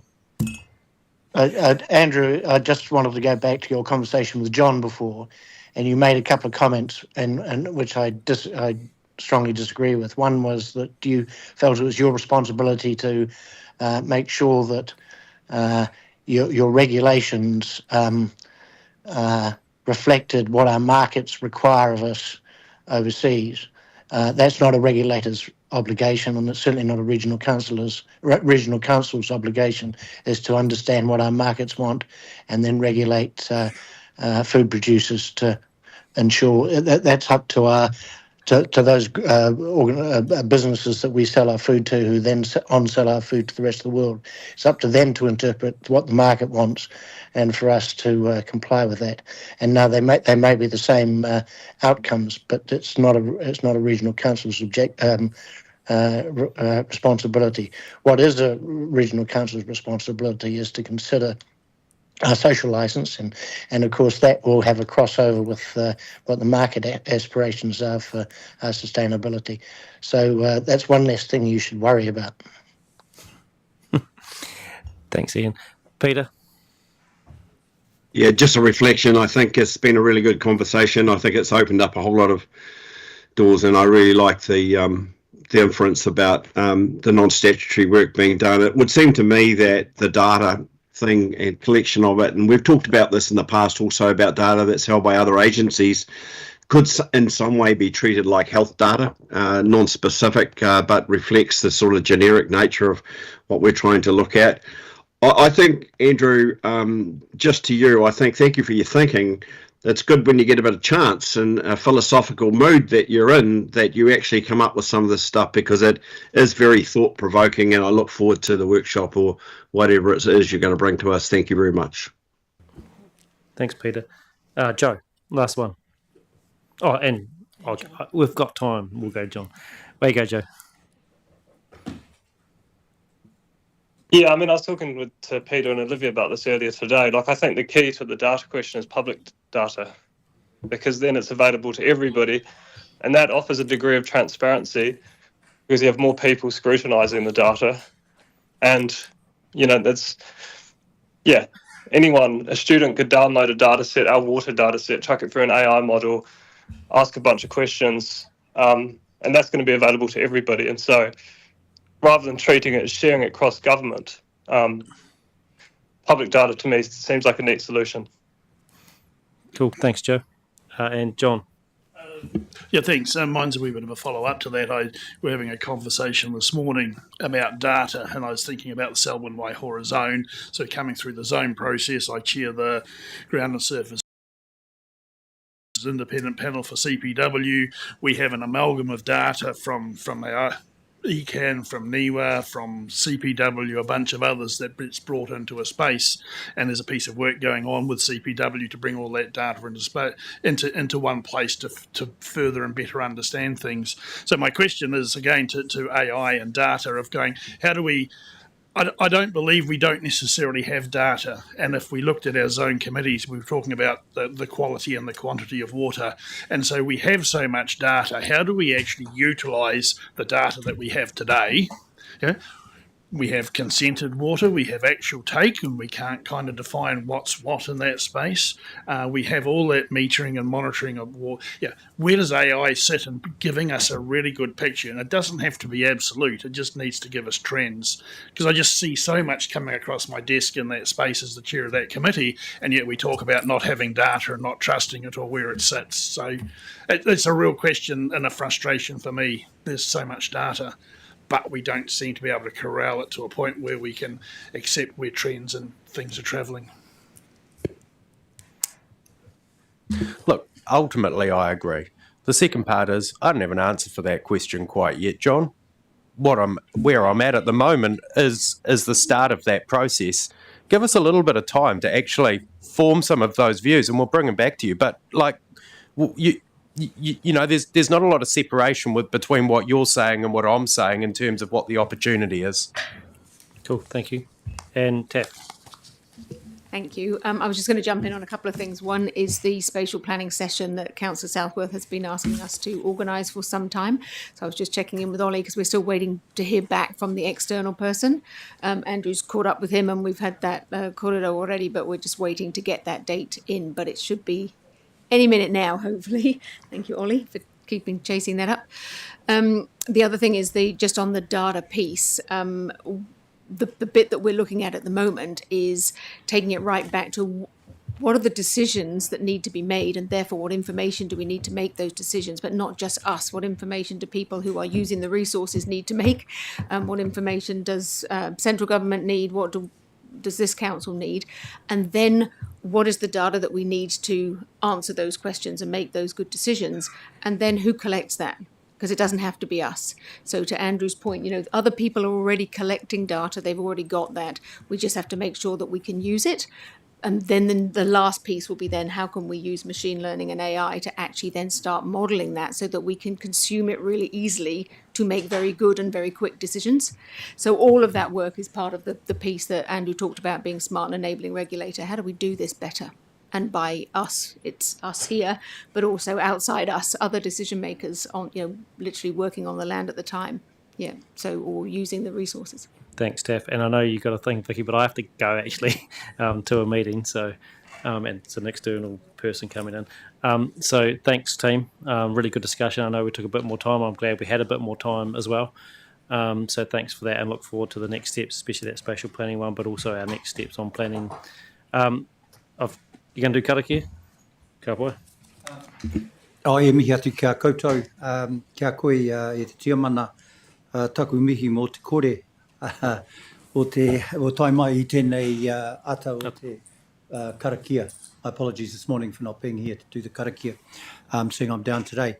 Ka mihi mō tō whanaunga o onuku o tō rakatira whānau o Tainui.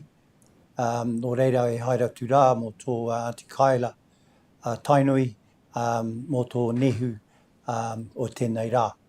Nō reira e Aunty Kaila e haere atu rā ki te pata whakawairua e takoto. Takoto I rangi Māori, I rungi tō waka, hoi atu tō waka ko tō tārai, haere atu rā.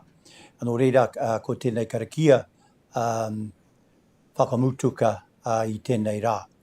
Kia tau ki a tātou ki tō tātou whai o tō tātou ariki ukiraiti, me taroha tātua me te whiwhina teitangi te wairua tapu, ki tōna atu, amene. Kia ora.